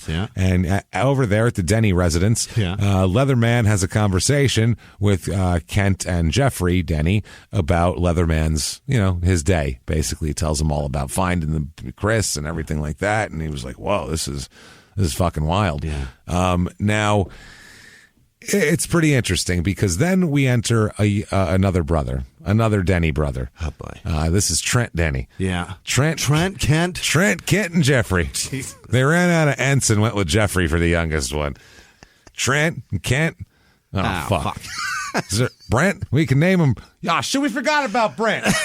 How much it costs to change his to $300? Jesus Christ, I'm paying that to change his name. Your name's Jeffrey. We can call you Jeffrent. Call you Gent. That's your new name. Trent, Kent, and Gent. So Trent Denny, he says that about 2 or 3 days after Trent was released from the county jail on February 21st, 1982. This is the type of family where the brothers are, periodically in the county jail. It's just normal business here for these guys. We're really we're fleshing out a picture, are we not, of the whole area, of not the area, but of this group of people. Right. So, on this date, this is February 21st. He just got out of the county jail. He's been in there for a little while, so he wasn't around for this whole thing. He talks to Jeffrey, and Jeffrey says to Trent that you know what happened while you were in jail? Kent killed that Christopher Moore. Oh? Yeah, you know our brother Kent? Oh? You know that Christopher Moore guy? Yeah. Fucking Kent killed him. Kent did it. That's what Jeffrey tells his brother. Okay. Jeffrey tells Trent that Kent killed Jeffrey, or Kent killed Christopher Moore. That happened. He says that on a separate occasion, Trent says he thinks it was the day after he talked to Kent. He talked to him then. Trent asked Kent. Oh, Jesus Christ. This is why you don't do it, parents. It's fucking confusing when your kids are shitbags. One shitbag kid gets labeled with the shit the other shitbag kid did. Yeah. So Trent's just out of jail. Yep. Kent is the one who allegedly suspect, killed him based on what Jeffrey said then. So he talks to Kent. Trent talks to Kent and says, "Did you really do it?" And Kent says, "Yent." No, he says, I can't help it. I'm sorry. It's a Dr. Seuss book. It's ridiculous. It's Wisconsin Dr. Seuss. That's exactly what it is. It's all the characters are drinking beer. It's the only difference. And Kent replied, "Yes, I did." He did. So that's what Trent says. Now, 2 or 3 days after that, Trent asked Jeffrey Denny if it was true. And Denny asked Trent, why did Kent tell? Yeah. So, and then it's a weird thing. Why did he tell you he did it? Well, you already told me he did it. It's fucking weird. After Trent told Jeffrey that, quote, Kent told Trent he killed Moore, is basically what it is, Denny looked at Trent like he was mad. So he was like, "You're not supposed to know that," basically, was what Trent gleaned from this. Now, Trent offered his assistance to Jeffrey. He's like, "I can help you. I'm your brother." Right. You know, I mean, you're not an Ent, but I'm still your brother.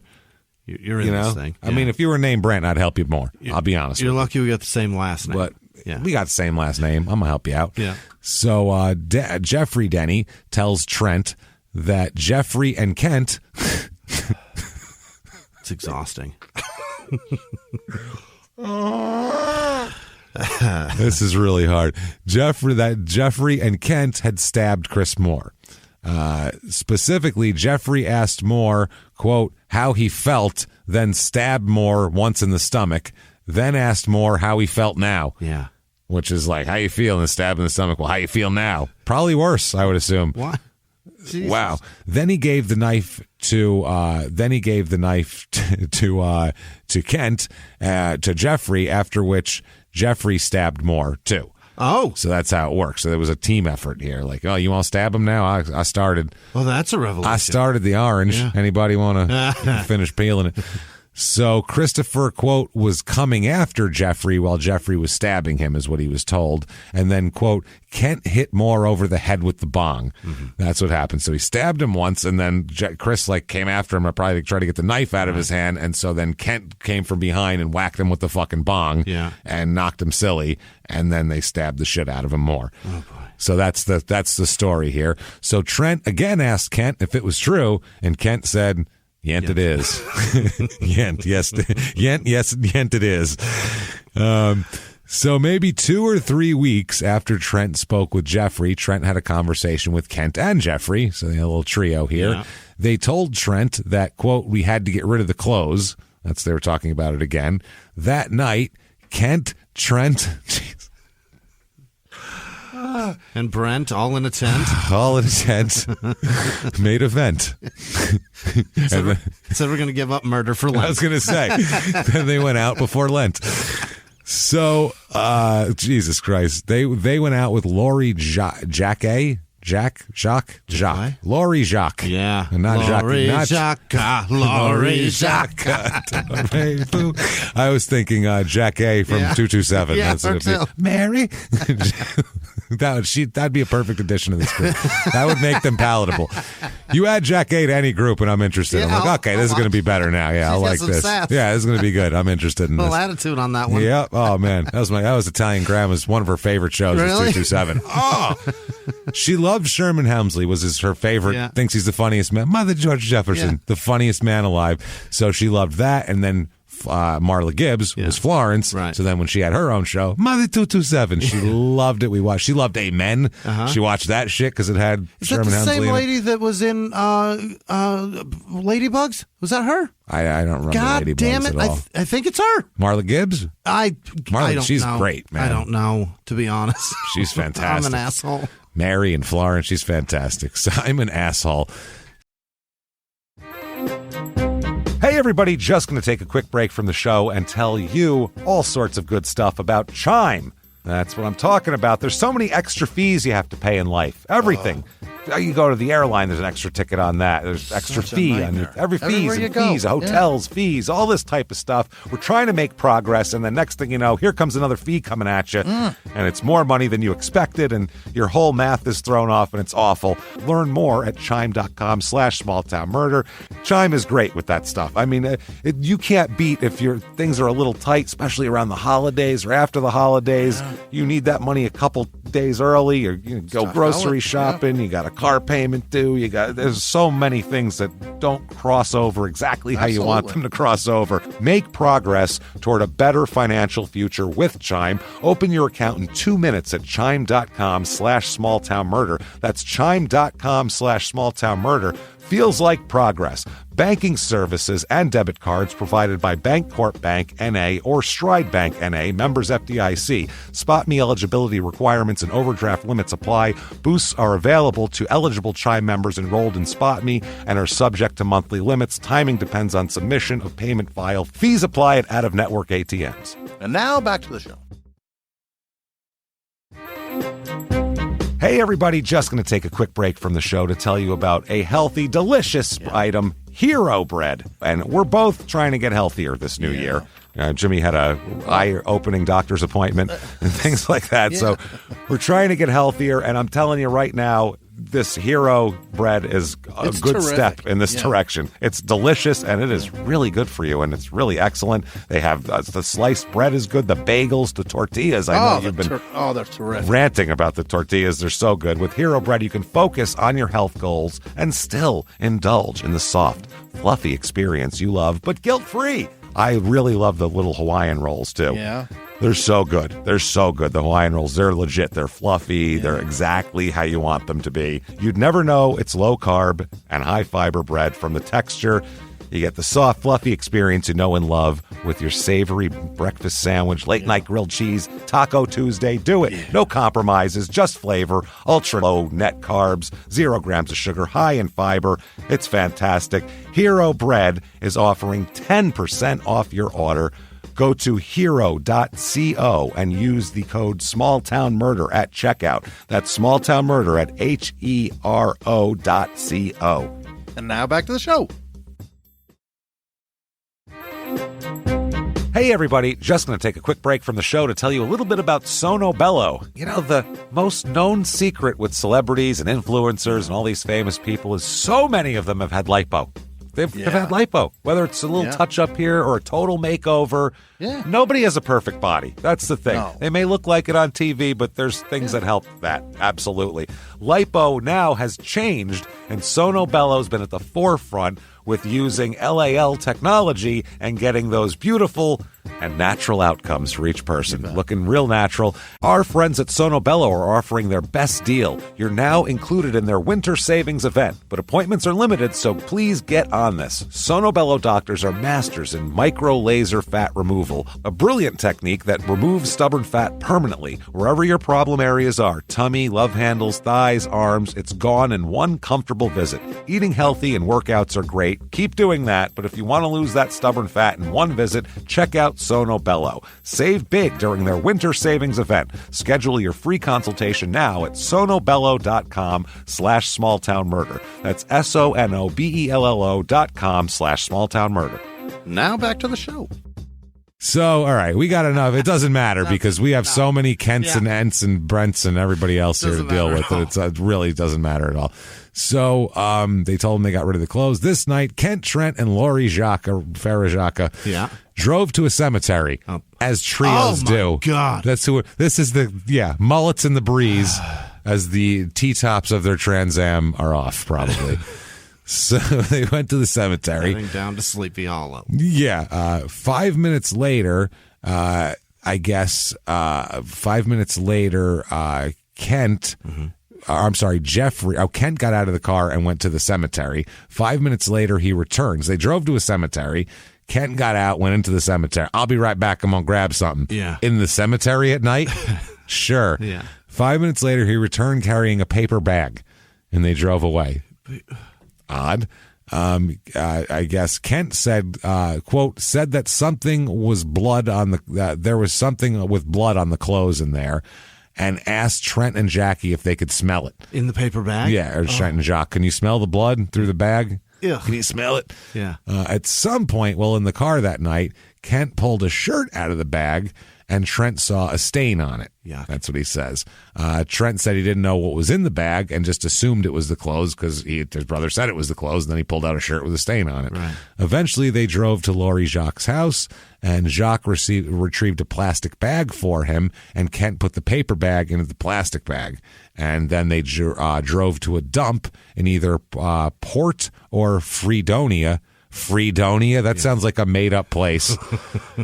That sounds like two E's on it? It's Freed. No, it's one E, but it doesn't matter. It's Fredonia. Yeah, but it's I'm moving to Fredonia. I do what I want. Over in Fredonia. You're not going to believe this, James. There's one in northern Arizona. That sounds. I don't know if it's right. northern Arizona or southern Utah. It's right on the border. Of course it is. I think it's Kanab on the north side and you can marry a south. 14-year-old and her sister. Probably is what those border towns of Utah, as we know. Fredonia for free to marry a sophomore and her younger sister on the same day. So, Jesus Christ. Wow. So then they drove to a dump there, and Kent, quote, shot the bag into the dump. I think he threw it. That's just their slang. And it was weird Wisconsin early 80s slang. Shot it over the edge. He shot it right on over the edge. On another date, so this is just adding up here. On another date, behind Trent's house, Jeffrey Denny showed Trent what Jeffrey says was a knife. Yeah. Trent saw the handle, but not the blade. And then finally, a separate time, Trent asked Kent and Jeffrey together if they did it, and they told Trent that yes, they did. I think they've established that they say they did it, and they seem to know a lot about it and have a lot of evidence regarding it. So Laurie Jacques, she says that on February 20th, 1982, while at a party, quote, in the Denny room, which is Kent's bedroom, she called it the Denny room. Gross. Sounds like they serve shitty food there. Sticky tables and grand slams. Absolutely. Drunks. Kent, quote, looked very upset and told Laurie Jacques that he had killed Christopher Moore. Later that night, Kent indicated to Laurie that he, quote, wanted to go get the clothing back from the graveyard. And that's when they went to the cemetery and got the clothing. Yeah. About a week after that, Kent again spoke to Laurie Jacques about the clothing. Why does he keep talking about this? A couple weeks after the initial conversation, according to Laurie Jacques, Trent, and Kent drove to a graveyard. Kent came back with quote, a bundle of clothes in his arms, back in the car, held up a shirt, all of that shit. This is when she Oh, wow. This is, she says that she got a paper bag. So there's bag discrepancies of what people say, but it doesn't matter. Either way. Material is, it doesn't matter. She said they went to the town dump in the town of Port, and Kent placed the clothing in the bag. He exited the car, walked to the dump. Jacques and Trent drove down the road and turned around and came back and picked him up. And that night, she said that Kent told her that he was, quote, glad to get rid of the clothes, obviously. On another date here, Jacques was in a car with Kent and Jeffrey, and she heard Kent and Jeffrey have a conversation about how they, quote, forgot the tennis shoes. On another occasion, Kent said that he wanted to turn himself in because, quote, it was just getting to be too much. Kent was crying at the time, she said. So now he's just sobbing. It's just too much, man. This is just a lot of evidence leaving behind here with a lot of people. On another date in Kent's room, Jeffrey, quote, said something about a scratch on his leg, namely that was where Moore had scratched him. Oh, my. So, yeah, she said she didn't see any scratches, but she wasn't right next to him, so who knows if they were there or not. And finally, they asked her, were there any other conversations you remember? And she said, quote, well, several times there was things said about it. However, she didn't remember any of the specifics other than those there. But she said they pretty much, that's all they talked about, was how they need to, like, cover up and how they killed him and they feel kind of guilty. And what is she doing on multiple occasions still hanging out with these people? Right. After she helped them dispose of bloody clothes. That's the end of our friendship. Yeah. Sorry. Don't take me on a evidence hiding mission. If I have to help you bury evidence, that's the end of our association at that point. I'm sorry. If you keep it to yourself, it's fine. But if I have to help you, we're done. We're fucking done. So this is wild. Now there's a woman named Diane, a young lady named Diane Hansen, which sounds like a news anchor. Yeah, Diane Hansen. Hi, Diane Hansen. News 5. News 5 Dallas. Now, Diane Hansen, she says that about a week after Christopher Moore's death at the Sundance Tavern, Kent told her that he killed Moore. Why are you telling all these people this? They are some chatterboxes. This is a bad murder. This is why you don't have teenagers in your hit squad, because they just tell everybody shit. That's a crime and sports rule. Just making small talk, sugar. Just how are you doing tonight? I mean, I killed a guy last week, but I'm looking for just a real man. Can I tell you what I've done? Well, he told her that, and she was not impressed by this because she started crying. Really? Yeah, because she's like, has like feelings and is a human being and knows the guy, so she was like, that's fucked up. Yeah, they all know each other. It's a small town. So then he says, oh no, I'm only kidding. I was only kidding, because she's crying in public and doesn't want anybody to come over and go, why are you crying? This guy fucking messing with you? He just told me he killed my friend. That's not going to go over well. Oh, I'm just kidding. So she said that he also said, quote, do you think I'd do something like that? Come on now. I don't know. You just said it. I mean, Jesus, but you know me. I didn't even suspect. I had no clue. Well, I mean, we weren't even talking about murder. Yeah, but I brought it up. And still, though, I mean, it was just, I'm playing a character, see? You know what I mean? Like that Larry the Cable Guy. He real funny.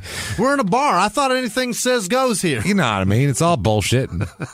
It's all just bullshit trying to get laid. You know what I mean? Nothing's true that's said in the bar. Guy down there said he makes $20,000 a month. He did. He's just trying to fuck that woman. That's all. That's right. Piano Man told me about this guy. Wants to be a... That guy told me he's in the war. He's fucking 22. 22 years old. He said he beat Hitler single-handedly. I don't believe him. He said Hitler didn't kill himself. He killed him. I'm like, bullshit. So... yeah. That's what bars are, though. It's just a pissing match of made-up stories. Made-up stories. Drunk people who are trying to get laid. There's too much. Everyone's one-upping for everything. Too much. She said a couple weeks later that Kent told her that he went to Chris's house and that Christopher Moore was, quote, standing by, and stand in with an apostrophe, standing by the fish tank, and Kent stabbed Moore in the stomach and then left the room and got sick. Yeah. After he hit him with a bong and stabbed him 56 more times, apparently. She said a long time after that, she asked Kent if there was any truth to the rumor that Christopher Moore's heart was cut out, because that was the rumor that was going around, was that his heart was cut out, which was the only thing that was intact was his heart and his body. So that is not true. If you're a police investigator, though, you love that rumor, because the person that the one person that knows that didn't happen is the guy that you're looking for. Exactly. Yeah, let it all get out there. So, and police obviously obviously hold back in the investigation a lot of details that only the killer would know, so they could know if somebody's for real. But this is one, that's why rumors get started too, because then, and especially it's among a bunch of teenage stoners. They're all going to be, I heard his heart was cut out, man. Yeah, I mean, and in bars, people are trying to fuck. Yeah, they're trying to fuck, and they're like, that's what gets you. Yeah. Got some ass. You talk about dismemberment. All the chicks come a-swooning. Dismemberment and gutting a human. Yeah, and if that doesn't work, tell her you poop pure cheese. That'll do it. Pure sharp cheddar comes out my butthole. You know that? The little hint of blood. Oh, it's just a hint, though. It's all right. You ain't going to notice it.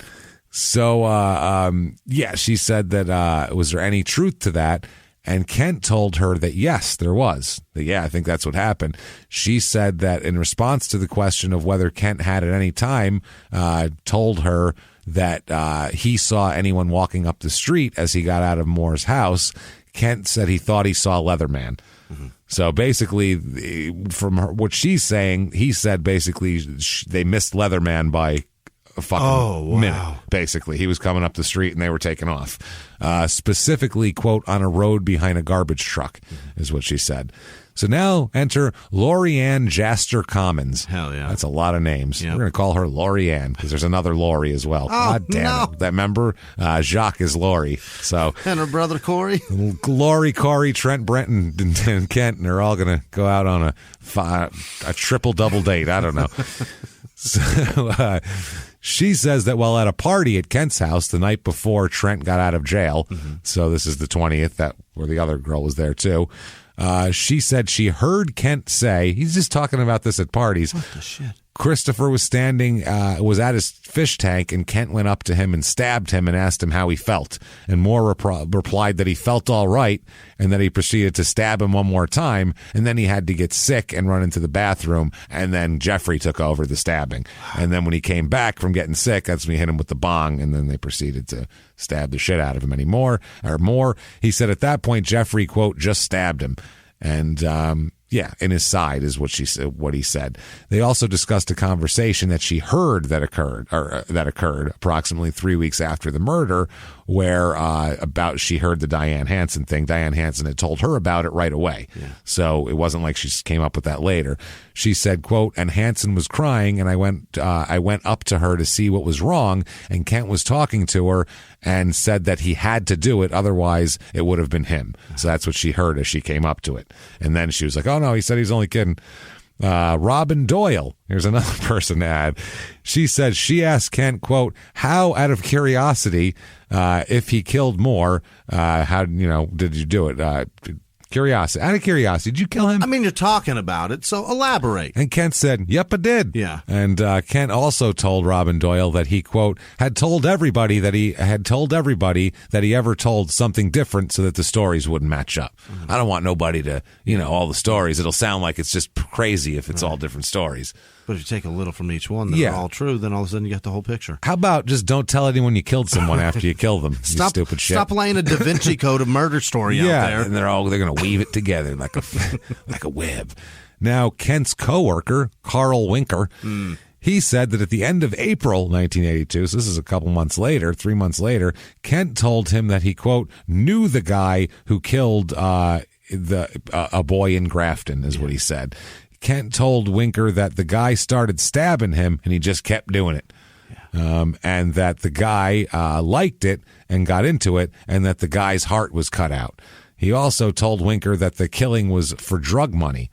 And then he said sometime later, how much, an 18-year-old kid selling a quarter pound of weed, how much fucking money does he have? Drug money. $200 in his fucking house. Sometime later, Kent told Winker that he would not be coming to work anymore. When he asked why, Kent told him it was because he's going to be going to jail at some point. Mm-hmm. And when asked why he was going to jail, he said, quote, because of that guy that got killed. Mm-hmm. So he's just like, they're going to catch me, I'm going to go to jail, so I'm going to quit now. That way, you can train somebody and won't leave you shorthanded. Just trying to look out for your business. Yeah. Winker asked Kent, why? Do you know something about it? And Kent replied, no, I'm the guy that did it. Oh, my. He tells his work, Jesus Christ. I know a guy. It's me. It's me. I stabbed him up good. I know a guy. His name ends with Ent. On another occasion, Kent told Winker that there was, quote, that the quote, there was a coat and a knife in a dump in Sheboygan, and the coat was full of blood. That's what he said. And another guy, Stephen Hansen, he says that in early March '82, Jeffrey Denny told Steve that Denny and Kent had killed Moore. Yeah. So we're talking a lot of people. Jeffrey told Steve that Denny and Kent went into Moore's bedroom and that Kent pulled out a knife and proceeded to stab Moore.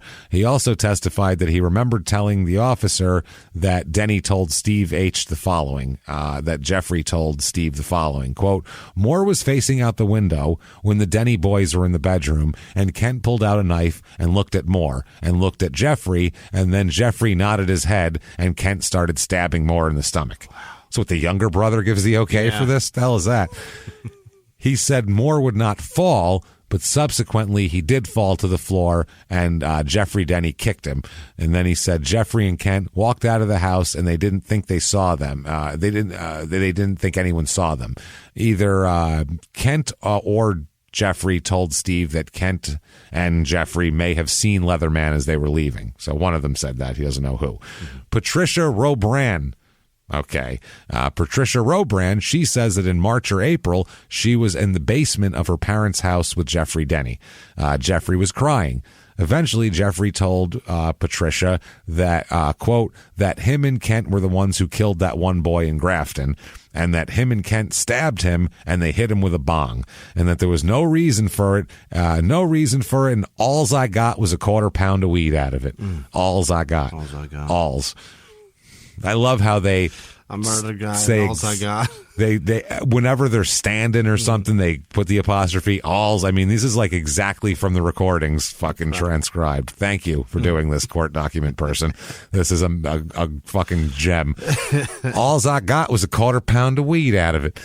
It's like when you hear the interrogations, it's fine. I mean, you understand what's happening, and you get an idea of what this person comes from. But when you see the subtitles come across the bottom of the screen, you're like, Jesus Christ, this is different. Jeffrey Denny also informed her, Patricia, that Kent stabbed Moore at first, and then he handed Jeffrey the knife, and Kent told him to continue what he was doing until he got back because he was going to puke. So he went and puke. He's like, you do this, You do that for several minutes, I'm going to go puke. I'm going to go puke now. He says, so Jeffrey did, and he didn't remember if he did it 5 or 10 or 15 times. Well, try 57. That's how many times it is. So the Patricia Robran, is it Patricia? Yeah, Patricia Robran asked Jeffrey, also said that Jeffrey told her before the stabbing occurred, quote, Kent had asked Moore how he was feeling, and he said he was feeling fine, and then Kent stabbed him and asked him how he'd feel now, and then just kept doing it. So that seems to be the thread that's going around here. Kent asked him how he was doing and then stabbed him, and he said he was fine for some reason. I don't know why. I'm fine, even though I got a stab wound. Right. Todd Schreierweiler. Let's introduce him. They all have fascinating names. It's amazing. Yeah, it's a lot of just like German at the end. Yeah, German iterations of things. Todd, we'll call him Todd. Todd says that in March of '82, he was at the Denny house with Russ Schramm and Tammy Whitaker and Kent and Jeffrey. Yep. Now, Todd left with Jeffrey in a car, and they stopped at a gas station in Grafton. Jeffrey asked for and got the keys to Todd's car and put a brown paper bag rolled about halfway into the trunk of the car. Yeah. Don't be putting rolled up brown paper bags in my car. I'm Italian. I'm worried about that. I know. I've seen brown paper bags, and I know bad things go in there. Is that a gun? Is that your lunch? Or is that dog shit? One of the three. That's either my grandmother's lunch that she packed for me when I was little, because that would come in it, but it wouldn't be rolled halfway down. Though there'd be too much food to roll it halfway down. Or this is like, Ray Liotta going to Robert De Niro's house with pistols to fit his silencers. That's what's going on here. So, they drove, apparently, they put it in the car, and then they drove to the Sundance Tavern and went to his girlfriend Cindy Otto's house, where he told Otto, quote, about the keys. There. So that was that. Later, Todd found a bag that looked like it was halfway down, and it was rolled up in his car, and he opened it. Inside were a pair of tennis shoes and a pair of brown loafers. So 2 pairs of shoes were in this bag that he put in there. Todd wore the tennis shoes for about 3 months. So he just found a random pair of shoes in a trunk from a guy who just told you that he stabbed a guy a bunch of times, and you're like, I'm aware of shoes. Oh, my. So, as to the loafers, he said, quote, my girlfriend's brother came up from Texas with no pairs of shoes. How do you fucking get there without shoes on? What's happening in Wisconsin with these fucking people? He came up here, started all over, needed a job interview shoe, so we gave him some loafers. He said he had no pairs of shoes. Not a one. He needed a non-sneaker. He walked from Texas to Wisconsin, no shoes. She popped off the Greyhound barefoot. Hi, y'all, with a fucking bindle on? What? With a handkerchief at the end? What are you? Tucked and rolled off the railroad with no shoes. He's like, you got a can of beans I could eat, maybe? I'll just eat them over an open fire if y'all could. Got a match to spare. What the fuck are we talking about? This isn't the Depression. This is 1982. Hey, welcome. Nice to see you. Happen to have a Salisbury steak lying around? Maybe a spare pair of shoes. I'm a 10.5, but I could squeeze into a 9 and I'll wear anything up to a 14. I don't give a shit. Girls just think my dick's bigger. It ain't no problem for me. Oh my God, this is wild. Shoes, better. I got these loafers. That's it. And he said, quote, I guess he took them. Eventually, Todd gave the tennis shoes to Sergeant Fred Getz, who was, quote, looking for the shoes. Yeah. Now, Todd stated on cross-examination later on that when he got the shoes, he examined them and he didn't see any blood on them. He looked at the shoes and he wasn't like, oh, these have blood on them. I guess I'll wear them. They looked fine, so he wore them. Now, Sergeant Getz here, he testified later on that as to receiving the shoes, he said that he followed the chain of whatever. He said he agreed that Todd had told him that he could not state for certain if these shoes were the ones that Denny had placed in his trunk, but they put the shoes into evidence anyway. This is while they were trying to build the case. The Otto girl, she says that she and Todd had a conversation about the keys that we talked about, and that she and Todd discovered a brown grocery bag which contained 2 pairs of shoes in the trunk of Todd's car, and that Todd wore the tennis shoes and her brother took the second pair of shoes, which she described as, quote, suede tied shoes. Tied, like they have laces. Oh, got it. Not loafers. Tied. Yeah. T-I-D-E. Yeah, suede tied shoes. They look like a Tide Pod. Boat shoes. Yeah. Now, she also discussed on an occasion to which Jeffrey asked Todd, quote, if he could go back to look at Todd's house or look in or at Todd's car. And Todd refused at the time because he was late to drop Cindy off at home. So Otto said that she discussed how Todd came to give the tennis shoes to the detective there. Right. Another one, Whitaker here, she testified later on that she was at a party in March 82 with Kent, Jeffrey, Schramm, Todd, the whole group there at the Denny house. Yeah. At one point, Schramm, Todd, and Whitaker went outside, and Schramm, quote, put the shoes in the bag, I should say into the back seat of a car, and told Whitaker, quote, those were the murder shoes. Those were I'm gonna put on my murder shoes. Murder shoes.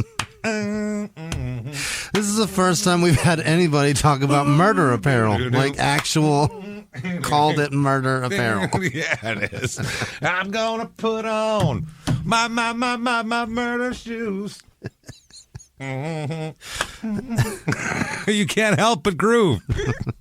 We've never had that. We've called it things that. Murder pants.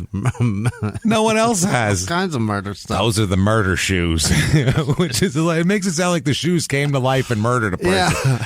They just crept along in like a 50s horror movie and then like beat him to death with the heel over them. Or what a comedian calls the shoes when he goes out to do his A material. Yeah. These are going to be my murder shoes right here. I'm going to go murder tonight. Those were the murder shoes. Jesus Christ. Oh, God. The fucking murder shoes. Unbelievable. Too much. So Jeffrey then exited the house and went into, and the four went into a gas station. At the gas station, Schramm and Jeffrey put the bag in the trunk, and she described the bag as a rolled brown paper bag. Right. So this is all established. She also explains that she was Jeffrey Denny's girlfriend of about 8 months. Yeah. So she knows him well, and said two accounts, and she said that she heard two accounts of Moore's murder that Jeffrey had related to her, though she said that her account was a rough estimate of what she remembered. She said first, Jeffrey told her, quote, that Leatherman and Jeffrey went over to Moore's house and that Leatherman got in a fight with Moore and started stabbing him. And then Leatherman asked Jeffrey to help. And so Denny hit him. He said Jeffrey hit him. And then another story was that Jeffrey told her that, quote, that him and Kent went over to Moore's house, and when they went up there, and then, quote, Kent started stabbing him, and then Jeffrey went into the bathroom, looked in the mirror, and said, God, what'd I get myself into? I'm wearing murder shoes. I'm wearing murder shoes. By the way, who kills in suede dress shoes? That's not a good killing shoe. It sounds as though I want grip if I'm going to be murdering. Yeah, the murder sure wasn't planned, right? I mean, I don't know, but they brought a fucking knife over there. I mean, you don't bring a kitchen knife to your friend's house to murder him. Murder, you choose. Oh, that's one way for somebody to never think you're about to murder them. He's wearing two nice shoes. Yeah, those are some nice shoes. You don't want to get blood on those. And now Jeffrey also told her that, quote, they got a 1/4 pound of pot out of the murder, quote unquote. Schramm, he says that this party that occurred in March of '82, there's tons of parties over here at the Denny house. Man, where are these fucking assholes' parents? That's what I'd like to know. Stop letting people come over here talking about your murders, you fucking idiots. Jesus Christ. This was Schramm, Todd, Whitaker, Kent, Jeffrey, they're all there. Schramm said, we're going to leave, and Denny took a bag out of the closet and took it with us. Jeffrey did. Schramm described the bag as the brown paper bag. Denny put the bag in the back seat of the car. At some time before Jeffrey placed the bag in the car, he told Schramm that this bag, oh my God, got the murder shoes. Stop in them. it. Why he said it. He turned to him, he said it, and that's in quotes, quote, murder shoes. He looked to him, bag, murder shoes in here, buddy. Why? Stop telling people. What in the holy fucking balls is wrong with you? Fucking stop telling everybody. That's so much. Good God. He then said, Schramm, that although he did not exactly remember who brought the shoes out of the car, he's pretty sure it was Jeffrey. Yeah. Schramm also said that at least one of the others drove to the gas station where Denny asked Todd for the keys to the trunk, put the bag in there, blah, blah, blah. The bag was, quote, rolled up so you could carry it with a handle like. Yeah. With a handle like. They eventually dropped Jeffrey off at the bar, and afterwards, Jeffrey contacted Schramm, quote, a couple of times saying to get it out of the car. And Schramm told Jeffrey that, quote, he knew where Todd lived and he could get it from him anytime. But he didn't, because then the shoeless Texas guy wore the suede shoes, and fucking Todd decided to wear the sneakers around. On another occasion, Jesus Christ, Schramm, Kent, Jeffrey, Whitaker, and Jacques are all together in Grafton. Denny told Schramm, quote, you'd be surprised how long it took a person to die. Yeah. Jesus fucking Christ. Another time between March and April, according to Schramm, Jeffrey was, quote, mad at Trent and said that he'd take him out and put an arrow through him because Trent was saying something about telling on them. An arrow. So he's going to kill his older brother with an arrow in a field because hunt him like a deer because he's going to tell on him, apparently. Accidental shooting, I guess. I mean, we've all seen Drop Dead Gorgeous where they talk about hunting season. I know that's Minnesota, but I mean, same woods. Enough. It's all the same woods. Same trees. A lot of hunting accidents up there. So, this is an interesting deal here. So, yeah, that ends up happening. So finally, this happens over months. How many people does it take? Right. They are talking about it everywhere. How do the cops not hear this in a town of 11,000 people? They know about this. They're asking everybody. They're trying to collect evidence. Yeah. I don't know what they're I guess they have to have enough to know they're going to get them. So finally, now this happened, remember, in January. Yeah. June 25th, 1982, a criminal complaint's finally filed against both the Dennys in here, charging them with party to the crime of first-degree murder of Moore. There's not even like an exact charge yet here. They're just taking him in. Samples of their head and pubic hair were taken here at this point and introduced, because I guess there's a lot of hair around that we talked about. Now, the main witness, we told you about all these different people that they told. Well, The main witness that they're using here is Trent. Yeah. Trent's the one who turns them both in. Turned on him. Trent becomes state witness with immunity as well. Trent was in jail, so we know he didn't do it. But he helped them get rid of some shit and all that. So accessory after the fact is that's how they got him to talk. Sure. So they give him immunity, and they'd end up charging Kent and Jeffrey both with first-degree murder instead. So, they charged him there. Trent pleaded no contest at this point now because he tells on them, but then also he apparently had threatened witnesses in this case right after this. So he's actually charged and pleads no contest to charges of threatening 3 potential witnesses. Jesus. And is placed on probation and ordered to serve 75 days in the county jail for this as well. He found a way to go to jail without even killing anybody. Right. That's wild. Good job. In a murder trial. Right, in the murder case. Yeah. He found a way to get himself involved. That's insane. Yeah. That's the story of Trent, I believe. Mr. Getting out of the county jail all the time. This is why you don't name your kid Trent. He even found a way to sidestep murder charges and still get thrown in for roundabout shit. You know, here and there. So, fuck, man. The criminal complaint here alleges that Trent... he testified at a John Doe hearing into the slaying. It was just like a hearing on the slaying, that his brother Kent said he committed the slaying, and his brother Jeffrey said he was with Kent at the time of the death. Moore obviously was stabbed repeatedly. Yeah. Now, in addition to everybody they've ever met, everybody in the town, everybody at the bar, everybody at every party they've ever met, their own brother. Now we'll talk about Daniel Johansson, who's a fellow inmate at the county jail, who will then tell everybody that he says that Jeffrey told him about Moore's murder. He said that he told him, quote, Jeffrey and Kent went over to Moore's house, and I'm not sure, but it was either that Moore owed Kent money or they were going to pick up some pot. And then Jeffrey went out of the room, and that Chris and Kent were in there, and all of a sudden he heard, how does this feel? And he came back in the room, and Kent had stabbed him in the stomach. Then he said that Kent just started stabbing him, and then he went into the bathroom and looked in the mirror because he couldn't believe it. He said Jeffrey, at that point, then hit Moore over the head with the bong and kicked him a couple times. And he says that Jeffrey says the shoes he took them over to some sewage plant here in Port, or some sewage plant around here, and he threw them in. So he's got the exact same story as all the friends. So this sounds like what was told to him. Otherwise, you wouldn't make up these. He wouldn't have known all that shit. Even the town of Port, he knew. Like, you know, that's a lot of details. And of course, he's involved with a Denny, so you got to just take him on. The Denny's don't shut the fuck up. No, the Denny's. That's going to be their defense, by the way. Really? Is that they just don't shut the fuck up. Their defense is, we're just bullshitters. The defense is they told so many people it couldn't have possibly been true. That's it. No one is that stupid. Basically, their defense is like someone walked into a fucking police station covered in head-to-toe blood going, would I be stupid enough to walk into a police station after I just murdered somebody? Come on, man. No, obviously not. Yeah. Well, you are because you're here. Right. And you are because you did tell all those fucking people the same story. And they weren't that different, the stories they told. No. They're all pretty similar. Yeah. It's one thing to tell stories. It's another thing to go, got to get rid of the murder shoes. Yeah. Why would you do that? When the words murder and shoes together keep coming up in the same stories, it's pretty much you.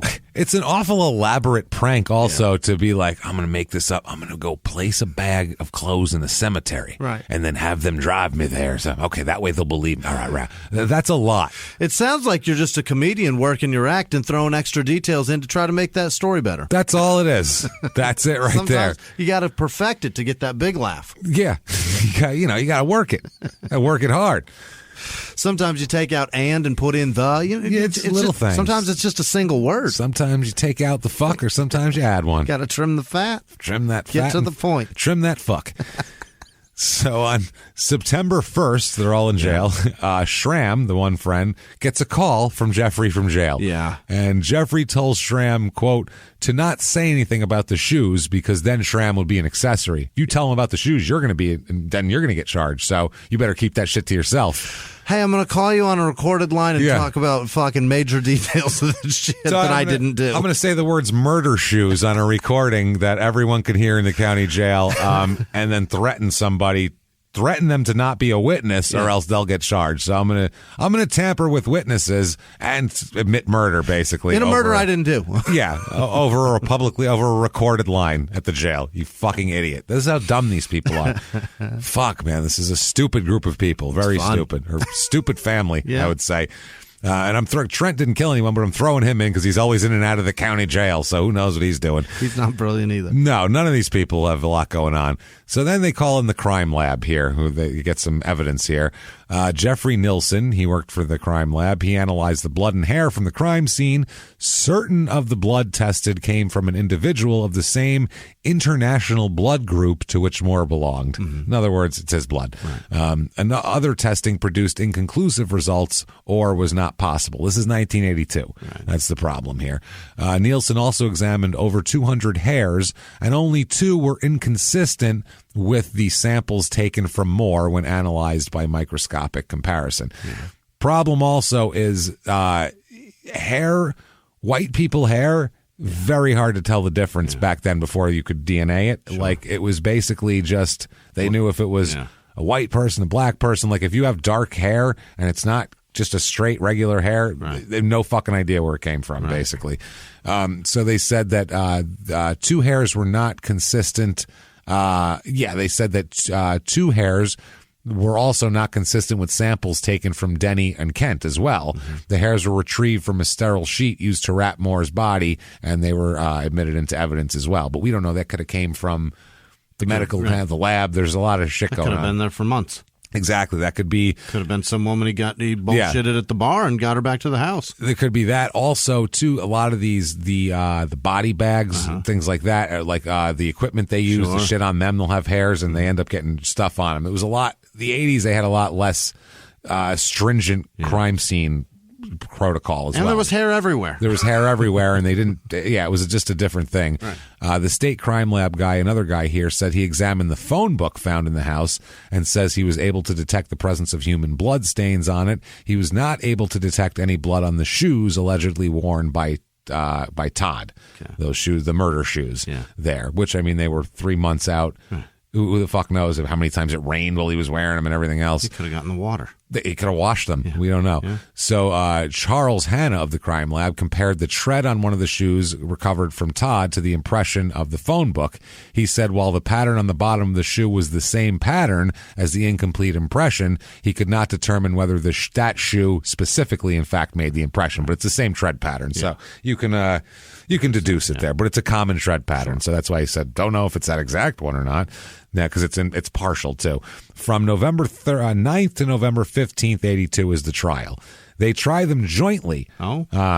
Which is a big point of contention, actually, because they kind of turn on each other and they want them to be separate. So they want to be severed and they don't let them sever. But if you put them together, then you get less chance of them in each trial saying, no, it was him. No, it was him. Exactly, because then if you try them apart, there's the specter of the other guy always. Yeah. So it's one of those. It's terrible. It's rough. So they do ask for a change of venue because everybody here kind of knows each other. Yeah. And that sort of thing. But the motion to change the venue is denied.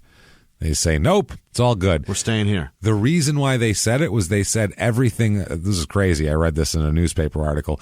Everything that was reported on it, they said, wasn't salacious. It was all just facts. Oh. That doesn't make it better. Then now they know the facts, which they shouldn't know either. So they were saying basically they didn't make it, they didn't sensationalize it any. Yeah. So it's fine. Okay. All righty. The trial court also refuses to turn over certain investigative reports to the defense.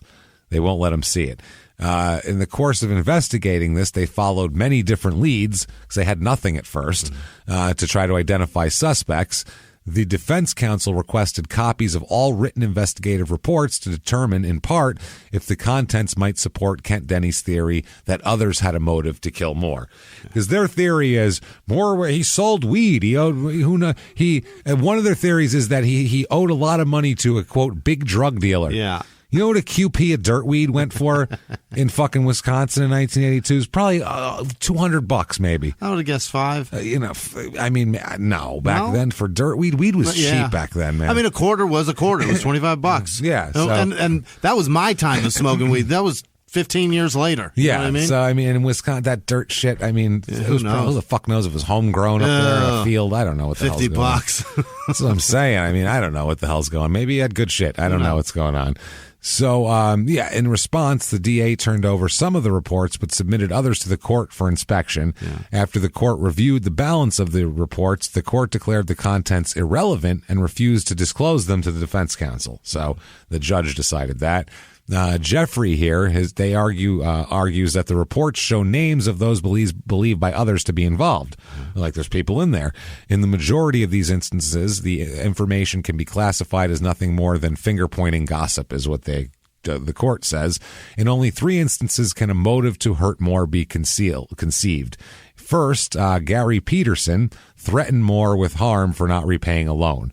That was a rumor that went around. The problem is that Peterson was incarcerated at the time of the murder, so probably not him. Yeah. We're going to say. Unless he owed so much money that he could touch him from jail. Right. Gary's hiring folks. Yeah, that's what I mean. Second, Bill Kadehi is listed as having been angry with Moore. Well, I mean, I'm sure there's a lot of people that are angry with me, but nobody stabbed me 57 times. But the report provides Jeffrey with no more information than he had available to begin with. Third, it was reported that someone thought a guy named Randy Peterson might possibly be angry with Moore because of Moore's encroachment on Randy's drug territory. Okay, this isn't The Wire. Right. We're not fighting over the low tops, dude. This is like it's a little bit of weed. This isn't.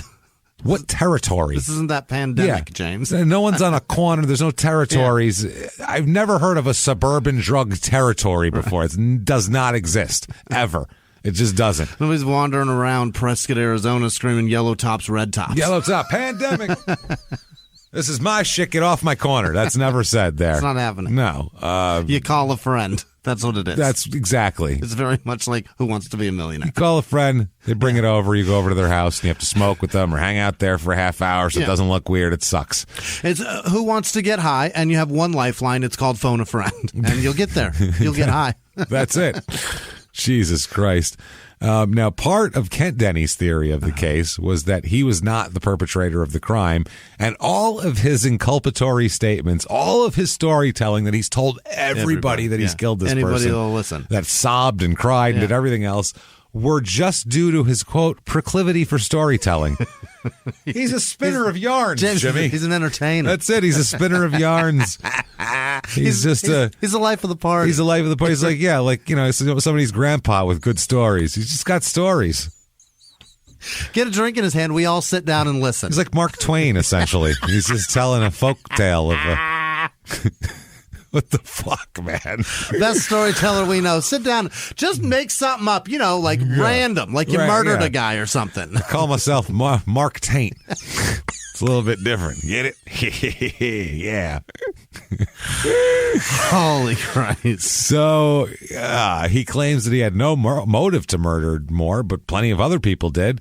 And he attempted to present evidence by means of an offer of proof to submit theories that other people had the motive to kill Moore, because you have to basically get your defense approved by the judge. You can't just throw anything out there. You have to. There's defenses you're not allowed to have. That's good. I love that because the judge should be telling them that. Well, yeah, just not to waste time. Listen, you're gonna fuck yourself over. You don't want to do that. That's the other thing too. Yeah, it's for their own protection a lot of times. At the same time, Kent sought to prove that he had a reputation. He sought to prove in court that he had a reputation as being a liar. So he went into court and he goes, I'm a fucking liar. Ask anybody. I lie my balls. You can't believe a goddamn word I said, and that's the truth. Yeah. That's the God's honest truth. I swear, Scout's honor, I'm a fucking liar. Well, that's the first thing I believe. Whoa. Yeah. Second, I believe, is that you're also capable of murder. This is You know what crazy. Murderers do? They also lie a lot. Yeah, they do. They're liars and murderers and liars and thieves. And he said, I'm such a liar. He tries to prove that during the trial, to which that'll explain my statements, because I was just lying. Right. See, trying to impress people. The court refused. I'm such a liar. Trust me. That's what I said, yeah. I'm such a liar. No, I swear to God, that's the truth. I'm not. I shit you not. I'm a huge liar. You can believe that. You can take that to the bank, mister. So Scout's honor, word is bond. Oh, you know it, baby. The trial court refused to allow Denny to present evidence suggesting that others might have had motive, ruling it irrelevant because there wasn't an opportunity for any of those people to do it. So you can't just say other people. A guy on Mars didn't like him. He could have done it. Well, he's on Mars, so probably didn't do it. Whereas you said you did it, right? And you had murder shoes. Remember when you said you did it? Yeah. Jesus Christ. 37 times. Oh, my God. You said you did it as many times as he was stabbed, so we're going to go with that. We're going with that. He challenges the court's rulings as a denial of his right to put on a defense. So the state calls it the meat and potatoes of the case, quote unquote. Very Wisconsin. The meat and potatoes here were the collection of witnesses that they had that all said that they told me they did it. One told me, then the other told me. They both had the same story. Then I helped them dispose of the clothes. Lots of stories. There's the beer and the cheese of it. That's the beer and cheese of it. Now, Lori Jacques, we told you her story that she told. All that shit on cross-examination. She testified on separate occasions Kent had told her with regard for Moore's murder that, quote, somebody put a gun to his head and that he did it to prove it to his brother. That's what he said. So he's saying his brother put a gun to his head to do this? Somebody forced him? Yeah, or his brother. Yeah. Jacques A here. I'm just calling her Jacques A. Jacques A was also asked on another occasion, did he do it to say it was because it was either him or Moore? And she said, yes, I think I heard something like that done. So either way, all of this says he still says he killed this fucking guy. Right. They cross-examined Diane Hansen, which we've heard her story. Oh, the poor woman. Yeah, she burst into tears when she hears somebody killed somebody. I don't want to say it again. I'm going to cry again. Oh, God. They're going to have to take breaks for her. There's a box of tissues up on the witness stand for her. On cross-examination, she says that in her very first conversation with Kent about Moore's death, Kent told her that Leatherman had found Moore and Moore was dead and that it was an accidental death. And on redirect, she explained the conversation was the same day as Moore's death. Yeah. So it was Leatherman didn't know anything about it at that point. So there. Now, the brothers don't testify. Neither of them testify because, first of all, you're seeking... when your defense is I'm a liar, you don't want to go up, swear in, and then go, I'm telling the truth, I'm a fucking liar in court. How do you expect the jury to have any connection to you? It's so hard in these cases too when they don't take the stand, though. That's where he fucks himself too, because I as a juror would want it. I want your side of the story, man. I do. I get that they get to cross-examine you and pick you apart. That's not good. Yeah, at the same time, you're not allowed to take that as a juror into consideration that they didn't testify because that's their right. It's so hard not to take that into consideration. And you could really get fucked up, even if you're telling the total truth. You can get really fucking tripped up, and they could make you sound very guilty. Process. So it's risky. That's what they're trying to do. It's risky. Yeah. You ever seen or heard about the OJ mock testimony that trial. They did? It's fucking, he was terrible. Yeah. If he testified, he was Richard Speck too. Yeah. Well, with OJ, it wasn't even the fact that he would have said something wrong. He would the prosecutor would say something, he'd smile and give her a wink and shit, and they're like, what are you doing? Don't do that. And he's like, oh, my bad, but he couldn't help it. Right. It's just how he was. So, we can't put him up there. He's going to be winking and smiling and fucking... His charisma turns into smarm. It's not good. Yeah, charisma's great, except when you're on trial for murder. And then they're like, they want a humble, contrite person. They don't want somebody who's fucking, hey, everybody, come over to my house for a big barbecue afterwards, and then we'll drive around in my expensive cars. That's not what they want. It's different. Wink, nod, I'll finger you. Yeah, wink, nod. Look at you, honey. Yeah, look at that. I saw you coming in with your fat ass. Get on over here. You can't have that. No. So they don't testify. The attorney did not call any witnesses to testify either. Jeffrey's attorney didn't call any witnesses to testify. Kent's attorney attempted to call several witnesses, but ultimately the only person that they really got up there that said anything other than, yes, I know them, and Christopher Moore did sell pot, was their father. Gordon Denny. Oh, Gordon. Gordon Denny. G. Gordon Denny over here. Gordon testifies that his sons had been competing with each other all their lives, is what he says, and that Trent and Kent had a poor relationship, and that Kent was that explains why Kent's telling on him for murder, falsely, obviously, and that Kent sometimes was a practical joker, with some jokes being, quote, quite elaborate. Oh, boy. So, like putting clothes in a bag and taking them, pretending he murdered somebody. You telling us the first Logan Paul? Yeah. And that Kent had a, quote, habit of fabulation. Okay. Yeah, he's telling stories. Yeah. Yeah. Isn't that fabrication? He says fabulation, that's why I said it like that. A, quote, habit of fabulation or telling stories, he said. Like, if you don't know what telling stories, obviously. I thought fabulation. I thought, am I stupid? No. Is that a word? That sounds like a made up word that like the Queer Eye for the Straight guys would have had. That sounds like something with a feather boa. Yeah. We're taking you from nobulation to fabulation or some shit. I don't know what the fuck they would say, We're going to take you from dad to fabulation. Congrats and fabulations. You are too dadulacious, and we're going to make you fabulacious. Fabulacious. You're going to go from dadulacious to fabulacious. Come on. Fabulation or telling stories. Right. This is a dumb family, I feel like. Truly. And, yeah. I'm Googling that when we're done here. I don't think that's a word. It might, if it is. He might be the most genius If it is, he might be a very specific. I've never heard of fabulation. And like I said, I didn't go to college. I don't have but I know some words. I'm pretty decent with words, and I don't know that one. So you never know. If it is, I'm going to use it more. Oh, Christ. And then people are going to go, that's not the right word. Let me tell you. Let me tell you something, sir. The word originated in Grafton, Wisconsin, from a murder trial about murder shoes. Ever heard of murder shoes, Never heard of murder shoes? Let me tell you about them. It might be a fabulation, don't get me wrong, but I'm going to tell you all I know about it. So now they're trying to say, there's a weird thing about conspiracy in this trial. This is like a legal, kind of some legal wrangling. Kent Denny argues that the statements of Jeff Denny, how many more? That's Jeffrey. Dad. Oh, that's Jeff, the brother. Yeah, Jeff Denny. I'm like, what the fuck? We haven't called him that. The statements of his brother were not admissible because his brother had kind of said that he did it before. They were not admissible under the conspiracy exclusion from the hearsay rule. Basically, you need more than just uncorroborated testimony from a co-conspirator. Yeah. A co-conspirator, that's fine, but then that has to be corroborated by somebody else because they're a co-conspirator, so they obviously can't be trusted. Right. Is basically the law there. And also they can just make it up and blame it on you. There's reason. So because the trial court failed to make the necessary factual findings to the extent of a conspiracy, Denny makes the argument that in answer to the state's claim that the inculpatory statements were interlocking because they showed the involvement of each co-defendant as to the crucial facts and an awareness of an overall plan or scheme. In other words, conspiracy.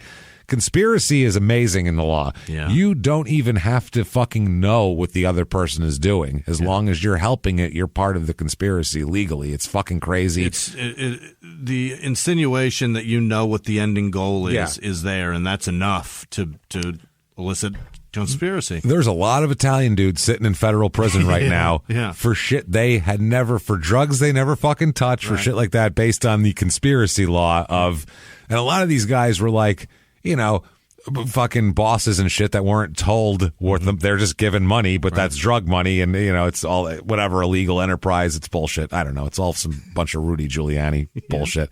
Putting fucking. Let me put my own people in jail. Right. Fuck you. I can't catch them the other way, so I'll make some shit up. Yeah, exactly. Yeah. He's a fucking. And I don't care. I'm not saying because there's a lot he's going on political now. Horrible. Don't care. Cut him off at September 10th, 2001. I fucking can't stand him. He did a lot of bad shit to Italian people. Yeah. He did. You know how many people lost their fucking businesses because he made them testify or threaten them with, I'll charge you with conspiracy if you don't testify because you took a concrete job with the fuck out of here with that. So many people were forced into fucking assholes. And then separate him at September 15th. Yeah. Because beyond then, it's all fucked. A mess too. He fucked everything up. Yeah. I've always, since the 80s, I've called him an Uncle Tommaso. That's what I call him. I've called him that. I don't know if that's good. I don't know if that's like an Urban Dictionary thing, but I swear to God, I said that in 1990. Yeah. I've called him an Uncle Tommaso, and it stays, and it really works. It really does. I don't like it. I don't don't like him. So I might have made that term up for an Italian that is shitty to his own people. I bought his book about leadership because I was trying to just be a better person. I was like, leadership. What year America's is this? 2002? No, oh, God. No, it was like November of 2001. Oh, okay. He put it out mad quick. Yeah. Okay. he has a little bit of self-awareness. He knows that he knows that people hate him. He's a grandstander. That's he's like, people are going to figure this out that I'm smoking mirrors and a piece of shit. So he put out a book, and I read it, and I was like, this guy is really speaking sense. And then I saw some extra shit, and I was like, he's a bullshit artist. It's all fabulation. It's all fabulation. I don't even think Jimmy read the book. I think he literally just said all that to get to fabulation. You know that? You did, didn't you? You said all that shit to get to because you wanted to say fabulation. I wish which that I love. was true. I love that about that right now. That's a comedian right there. I like it. I'll give you the book. Yeah. Oh, no thanks. I don't want it anymore. I want to wash my hands of this thing. Nobody will take it. Yeah, and please, honestly, do not construe this as political. No. This is a guy who married his cousin. He's and put his objectively own, terrible. That's exactly. He's objectively awful. As a human, we don't care about the rest awful. of it. So bad guy. So anyway, he makes the argument here that what is this? Oh, that in answer to the state's claim. Oh, Jesus Christ. Anyway, out of this, he's basically saying that involvement of each co-defendant can't have all this shit. And reading the transcript, however, shows the trial court explicitly found a continuing conspiracy following the Moore death. So they are involved in a conspiracy anyway. In a response to a specific debate concerning the subject to where the defendant told the court that it had not made any findings that the conspiracy existed or continued to exist following the death of Moore, the court replied, this is the judge, quote, the testimony of Trent Denny is that about 2 or 3 weeks after Jeff had talked to him, they talked with Lori about getting rid of the clothes, and both said they had to get rid of the clothes. I'm not holding that the conspiracy ended with Christopher's death when Christopher's death was terminated.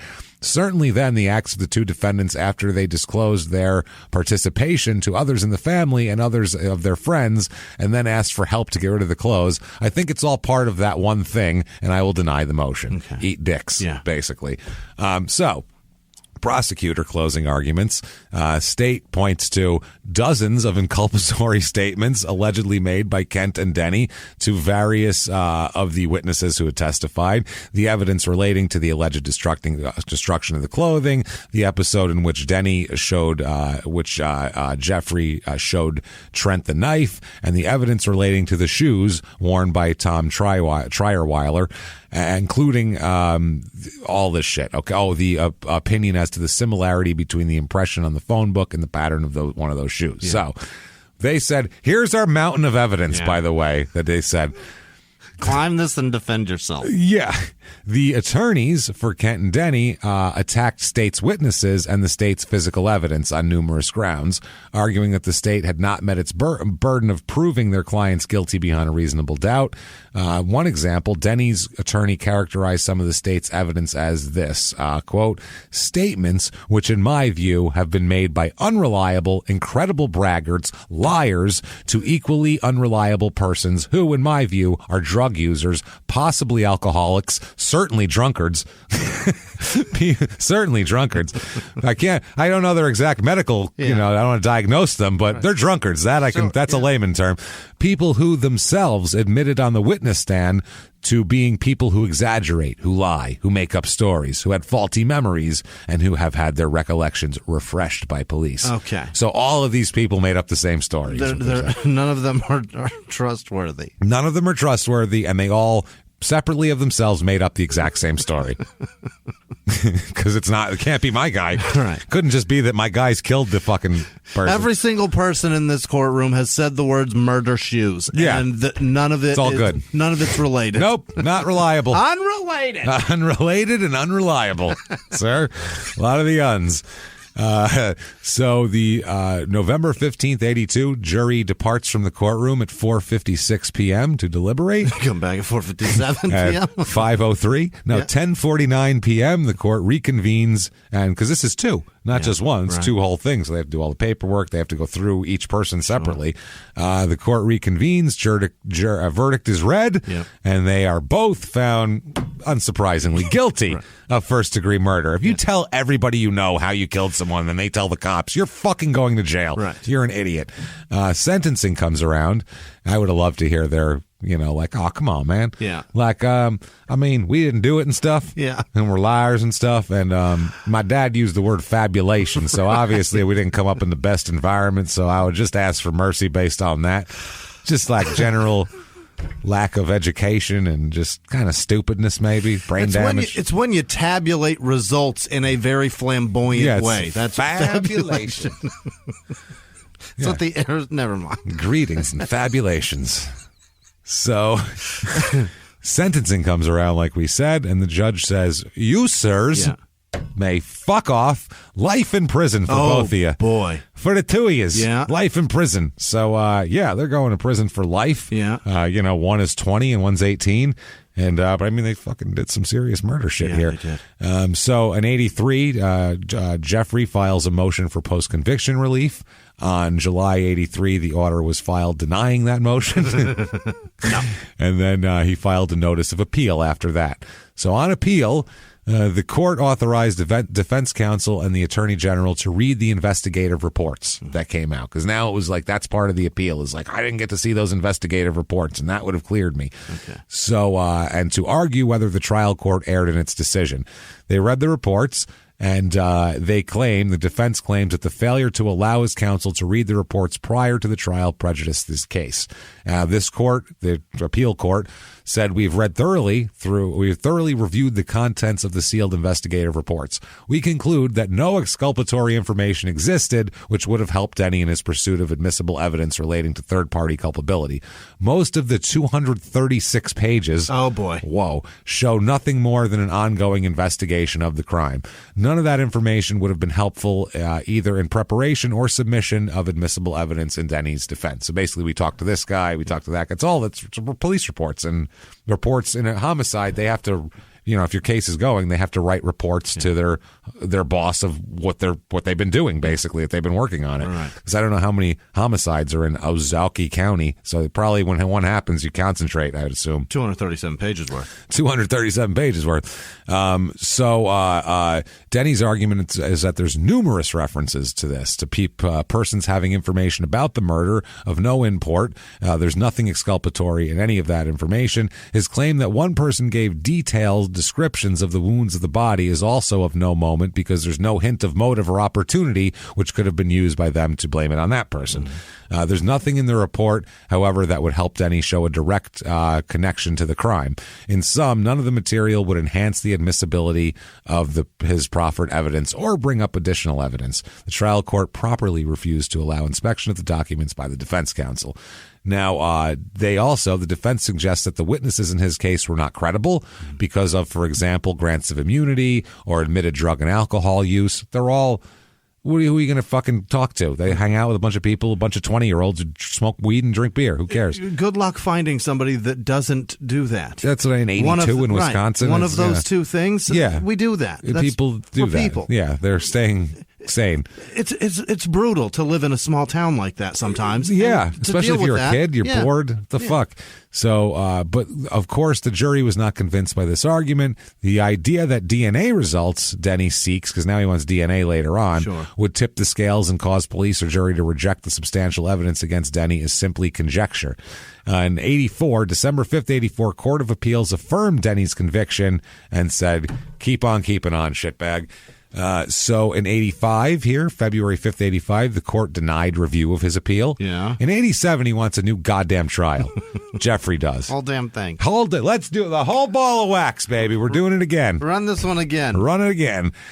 He says that attempts to obtain a new trial, arguing the admission of Kent's confession, violated his rights under the confrontation clause of the Sixth Amendment as interpreted. Because he said basically, face him in a trial. He couldn't face him in trial because he's his co-defendant. Right. So the Court of Appeals affirmed the circuit court order denying the motion, concluding that Kent's statements were directly admissible against Denny. But even if Kent's statements were not directly admissible, it was harmless error to admit them because it's the same thing that 40 other fucking people said, basically. So it doesn't matter. If you took that fucking toothpick out of the thing, is it going to fall? No. They're like, it's. I mean, taking the words out of his mouth and putting it in the words in somebody else's mouth. It's the same fucking information, man. Yeah. If you take 1 2x4 out of a house, it's not going to fall down. You know what I'm saying? It'd have to be a real specific one. You know. So this all goes on. There's all these appeals process. They kind of dry up in the late 90s, and they sit in jail for a while. In 2012. Kent Denny dies in prison. Get out. Dead in prison. Done. 40 years and 20 years out, 40 years in, fucking dead at 60. Unbelievable. So, yeah, that's that. So he just drops dead. Yeah. That's the end of his appeals process, obviously. No more appeals. No more appeals for him. Good thing, because he's a liar. He's most fabulating kind of motherfucker going. Fabulations and Murder Shoes has to be the name of this episode because it's ridiculous. So did he? How did he die? Did they say? I couldn't find anything on it. They couldn't use the fabulator on it. I think the fabulator was broken that day. The defibrillator was not in operation that day. They needed to defabulate him. Yeah, that's the problem. Clear. He had so much fabulation. Poof. He's fabulous now. Is he breathing? Not only is his heart beating, he's fabulous. Look at him. His hair looks great, and I love that shirt. I swear to God, if fabulation is a word, I'm going to be furious. I am too. And it's, you know what? We deserve whatever we get for it for not knowing it. For 2 adults to not know it's a word, we deserve whatever shit we get for it. They're not stupid. You're stupid. Yep. It's true. Indeed. Can't argue with that logic now, can I? So... from 2014 to 2016, Jeffrey renews his efforts here. He seeks to have numerous items from the crime scene tested for DNA that he suggested might match other people already in the state or federal database, or exclude him, or tend to prove him innocent is his thing. He does get the help of the Wisconsin Innocence Project. Oh, really? Why? What is about his case do they not have enough to fucking do there? This is pre-Stephen Avery? Right. No, this is after that. Yeah. So shouldn't you just be focusing all effort on that? I get, but at least there's something with that. What is it? He told 20 fucking people that he killed them in the same way, and it's the exact way he fucking died. Right. How else would he know that? How else would they know that he got stabbed repeatedly? That wasn't. They were telling people right away about that shit. It's crazy. I get that there's no there's a DNA link, but there's sometimes circumstantial evidence when it's a mountain of it. It's like, holy shit, it's there, man. Brendan Dassey said a woman was tied to a bed with chains, and there was no marks on that bed. That's what I mean. Innocence Project. Worry about that rather than this. Get him out. Maybe not. Yeah, well, whatever. Worry about Stephen later. Yeah, let's get Brendan out. Let's get him. He didn't do shit. Let's get him in front of a TV for some WrestleMania ASAP, and let's go. Get him out and let his ears grow. Yeah, properly. Get him out of Wisconsin so his ears can grow large and he can fly high. Let them blossom. So Denny moved to have crime scene evidence tested, including bloodied hairs and clothing, pieces of a broken bong, glass cup, lighter, and facial breathing masks. Because there was also face masks in there. What? Which is weird because in 1982. He claimed he was innocent and sought to have it proven through DNA, pieces of the bong, the hairs, like we said, the screens, the lighter, the glass cup, facial breathing masks found at the scene, one of which appeared to have been quite heavily soiled and the other one was clean. There. Denny theorized that the perpetrator's DNA was left at the crime scene and that testing could produce several types of results is supportive of his claim. One, testing on many or most of the items could exclude Denny. The same unknown third-party profile could be found on multiple items. Or DNA results on one or more items could exclude Jeffrey and match a convicted offender in the state or federal databank. He claims he was entitled to DNA testing at public expense or in the alternate even at his own expense. He could do it. So now they're under section 974 .07, Jimmy. I know that one. You do well, I know. Convicted persons can request DNA testing if, quote, the evidence is relevant to the investigation or prosecution that resulted in the conviction. The government still possesses the evidence, and the evidence was not previously tested for DNA, or if new testing techniques would likely produce more accurate DNA results, and they tested at 92 or something. Denny also argues for DNA testing at public expense because it was reasonably probable that he would not have been prosecuted or convicted if such DNA testing had been available before the prosecution or conviction occurred. He said he also met the additional requirements as well, so what up? Pay for my shit. But the circuit court denied his motion to test the evidence, concluding that DNA was not relevant to this because you told everybody in the town that you fucking did it, and then you disposed of clothes and you had murder shoes. Do we have to go through it again? You said murder shoes. That's it. You said murder shoes, sir. This is the murder shoes file, right? Yeah, to get this asshole out of my court. They noted that Denny was convicted based on testimony, not physical evidence, so this wouldn't contradict physical evidence, and DNA testing would serve no purpose because even if they found shit, they would go, well, that was obviously somebody else that was in his room at another time because you told everybody you fucking killed him, so it doesn't matter. So, unless it was like some serial killer that Christopher didn't know and they found his DNA, that'd be the only way, which is a long shot to gunk up the system with DNA tests. So 2015, the county circuit judge denied the request, and in 2016, the Court of Appeals reversed that court and ordered the DNA testing. Oh. So they did that. A 3-judge panel for the Court of Appeals here ruled that, because Denny met the requirements, which governs post-conviction requests for DNA testing, a 2-to-1 majority ruled in his favor, and also ruled that he met other requirements for DNA testing to be performed at the public's expense as well. Wow. So 2017 comes around, and this is from the Milwaukee Journal-Sentinel, this article, because they did a good job of explaining this. They're referenced a lot. Give them some props here. Yeah. This is from the Wisconsin Supreme Court, because it goes all the way there. Wisconsin Supreme Court has reversed a Court of Appeals decision that would have allowed DNA testing. We'd say no. Setting aside its own prior precedent in the process. We don't like you so much. Holy shit. Even though it's precedent to let you do it, and we said we'd like this last week, we don't like you. So no. The decision concluded that Jeffrey Denny, who's represented by the Innocence Project, did not meet the statutory threshold for testing old evidence with new science, even at his own expense. He can't even if he pays for it, we're not doing it. And in the process, overruled the unanimous 2005 decision interpreting the statute on post-conviction. So they were the ones who interpret it. Now they're going, maybe we were wrong. The ruling was 4-3 to deny the testing, but 5-2 to overrule the court's prior case. Jesus. There was a big dissent here. Justice Ann Walsh Bradley said, making several missteps along the way, the majority limits the contours of the search for truth. This is how that went. They said the idea that DNA results Denny seeks would tip the scales and cause police or a jury to reject the substantial evidence against Denny is simply conjecture. That's the majority opinion. Sure. So, there you go. I mean, it makes sense here. They said only the makeup of the court has changed since 2005. That's why it's changed. They went back and forth. They were arguing that it was political. No, it's not. All that sort of thing. They said the question is not whether there's strong evidence of guilt. Rather, the question is whether the legislature has written a statute that gives Denny the opportunity to test evidence that has the potential to exonerate him. And apparently they don't think they have because they told him to keep on fucking off. And he's still in prison. Wow. So Kent's dead. Jeffrey's in there. Christopher's gone. And we don't know what happened to the Leather Man. And where's Trent? Trent's probably in and out of county jail since then, I would say. Back and forth. Who knows? Or moved to some other county in Wisconsin. Trent's a state senator now, for all we know. Who the fuck knows? Who knows? Trent's probably an asshole, though. Yeah. That I'll guarantee you. Maybe, possibly. Maybe not, though. He was the one who told, so you never know. Either way, hope you enjoyed that. What a story. Crazy fucking story, and murder shoes and all sorts of wild stuff happening there. Really hope you like that. If so, there is a way to tell us and the rest of the world. That is to get on that purple icon, Apple Podcasts, and give us 5 stars. It really does help drive you up the charts. We have no idea why, but that's how they do their system. So please do that if you like the show. It takes 30 seconds. This takes a lot longer. Trust me.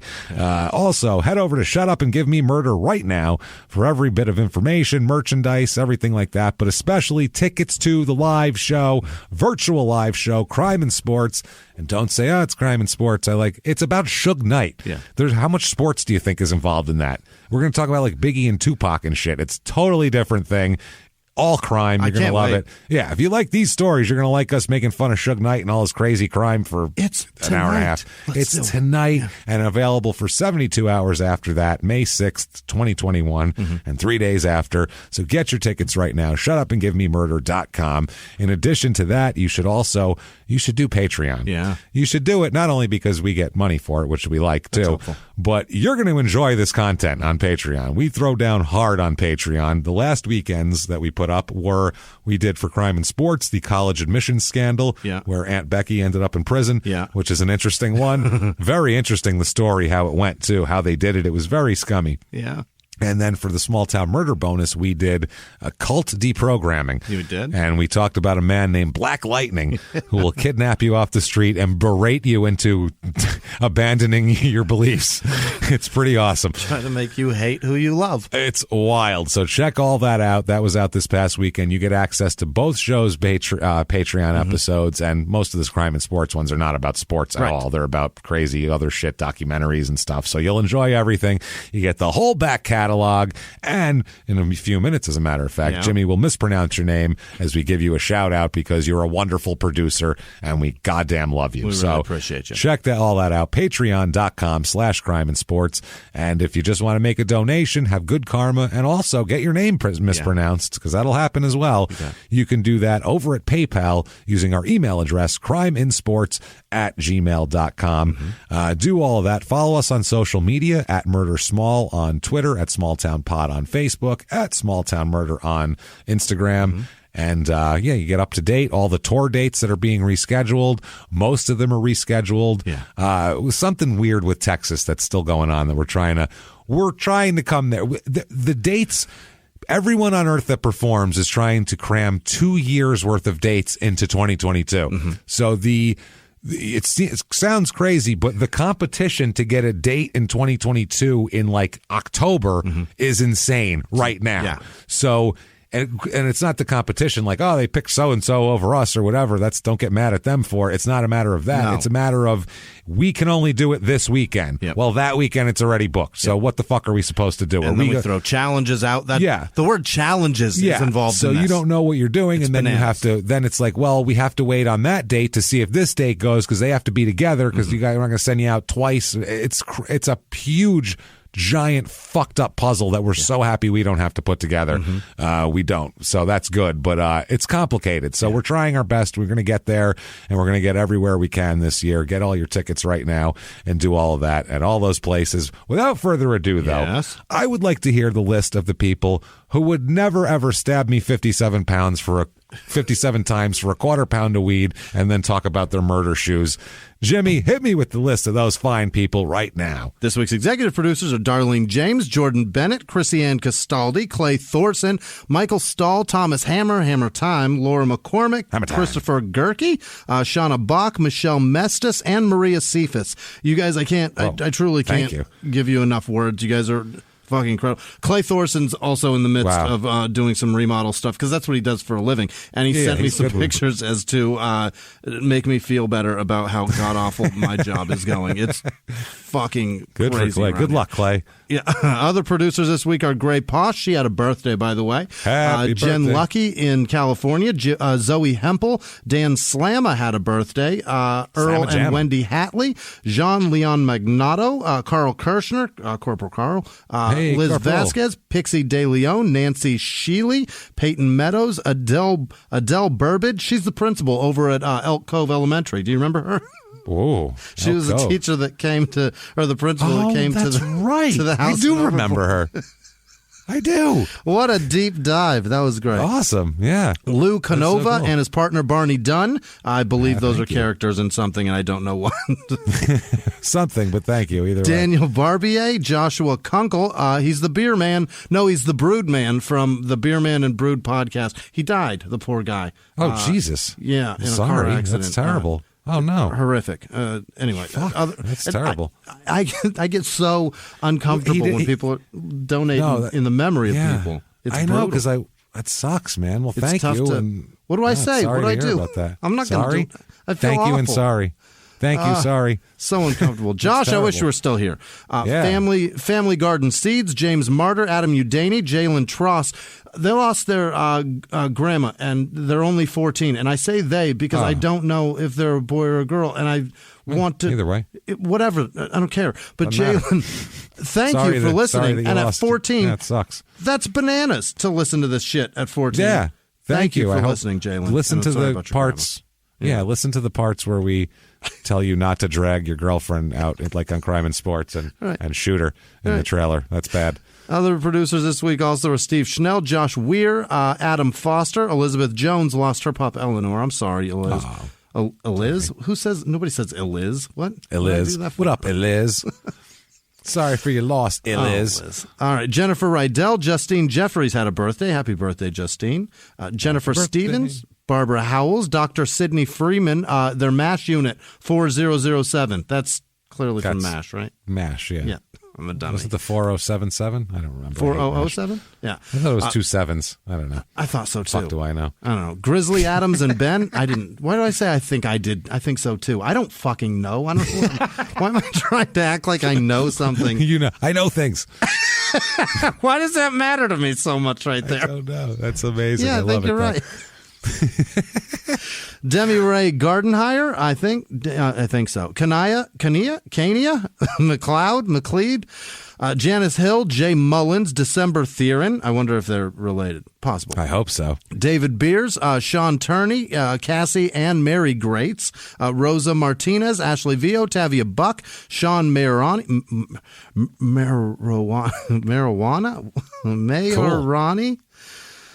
You fucking eye-ties, James, with your fucking names. I can't do it. He's bad with it. It's never going to happen. He's bad. Bitchy Leah Bumridge, I guess.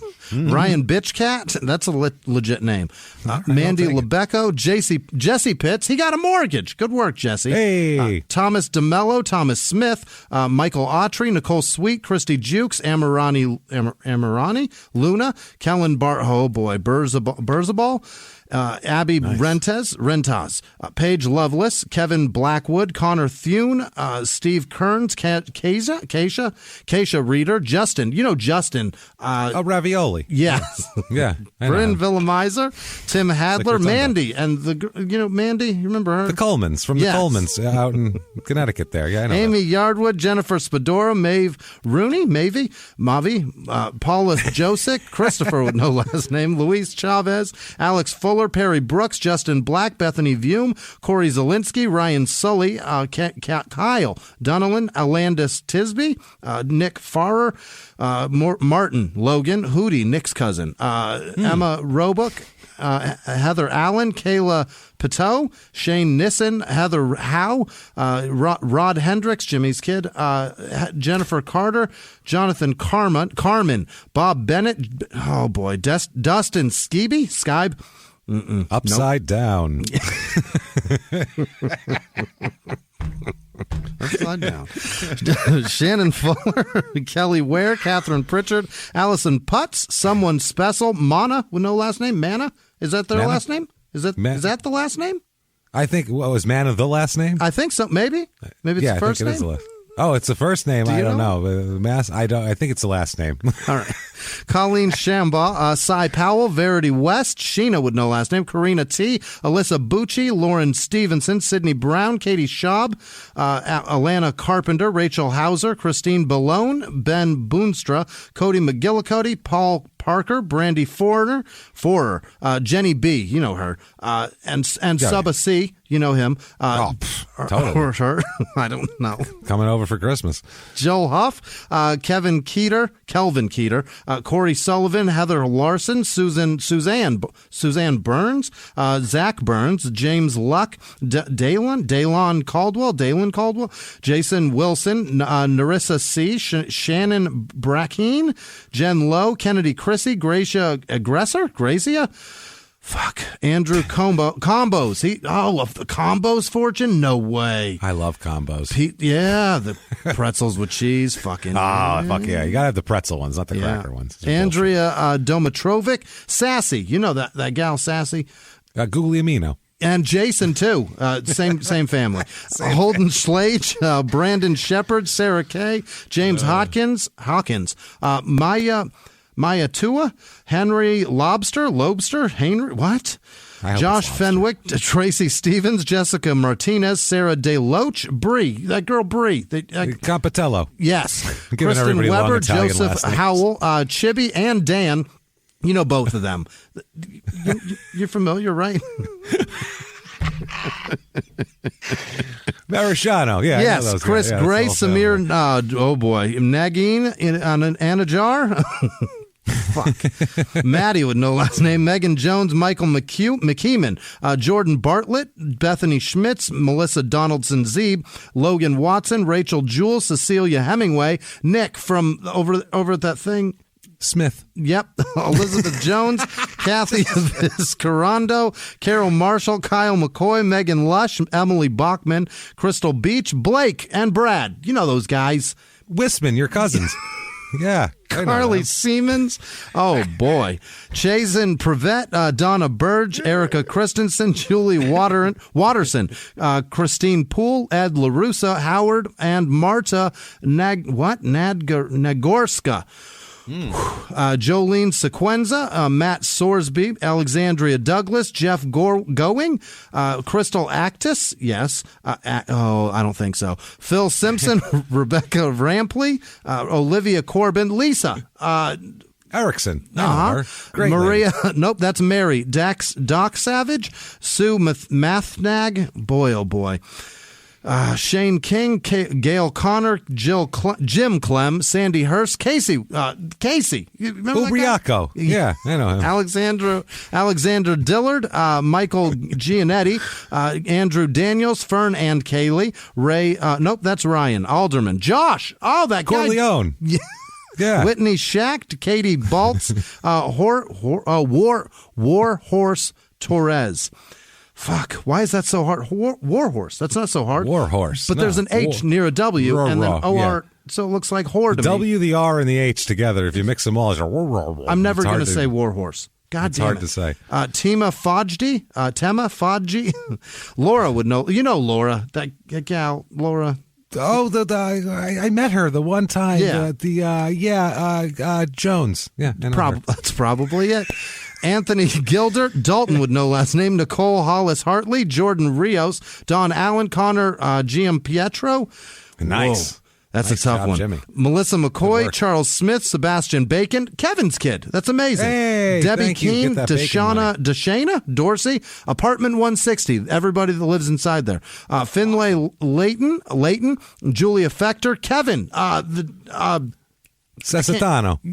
I think that's him. Leah Lucchese, Gentry Shanholtz, Johnny Loco, Anna Bumhofer, Coco Romo, Janice Bennett, Daniel Nevant, Judgmental Calypso Cat, Alyssa Schuschler.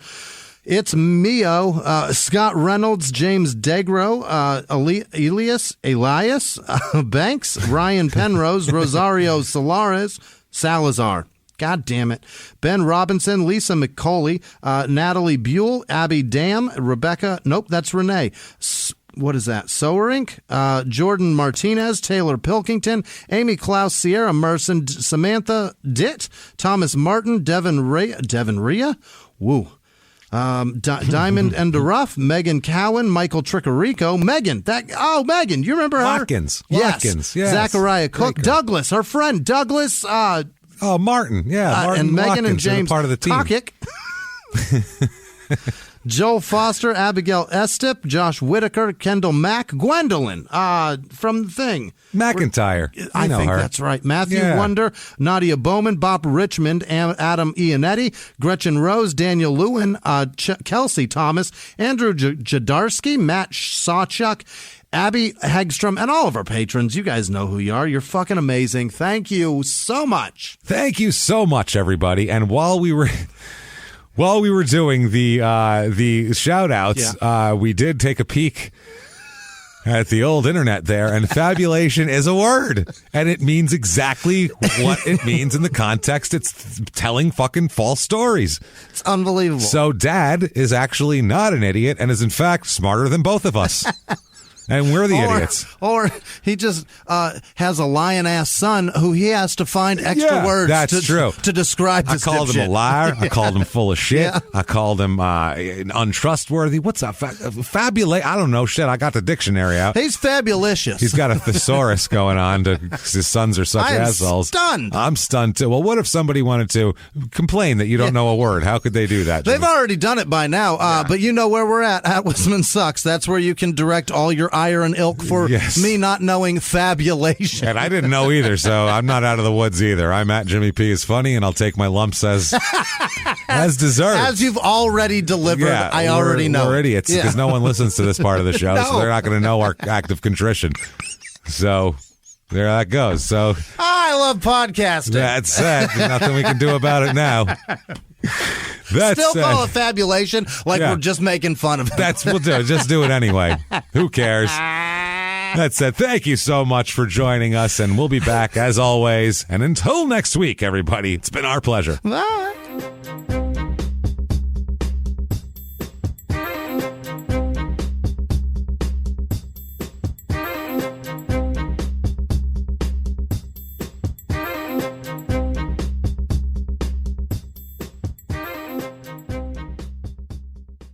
If you like Small Town Murder, you can listen early and ad-free now by joining Wondery Plus in the Wondery app or on Apple Podcasts. Prime members can listen early and ad-free on Amazon Music. Before you go, tell us about yourself by filling out a short survey at Wondery.com/survey.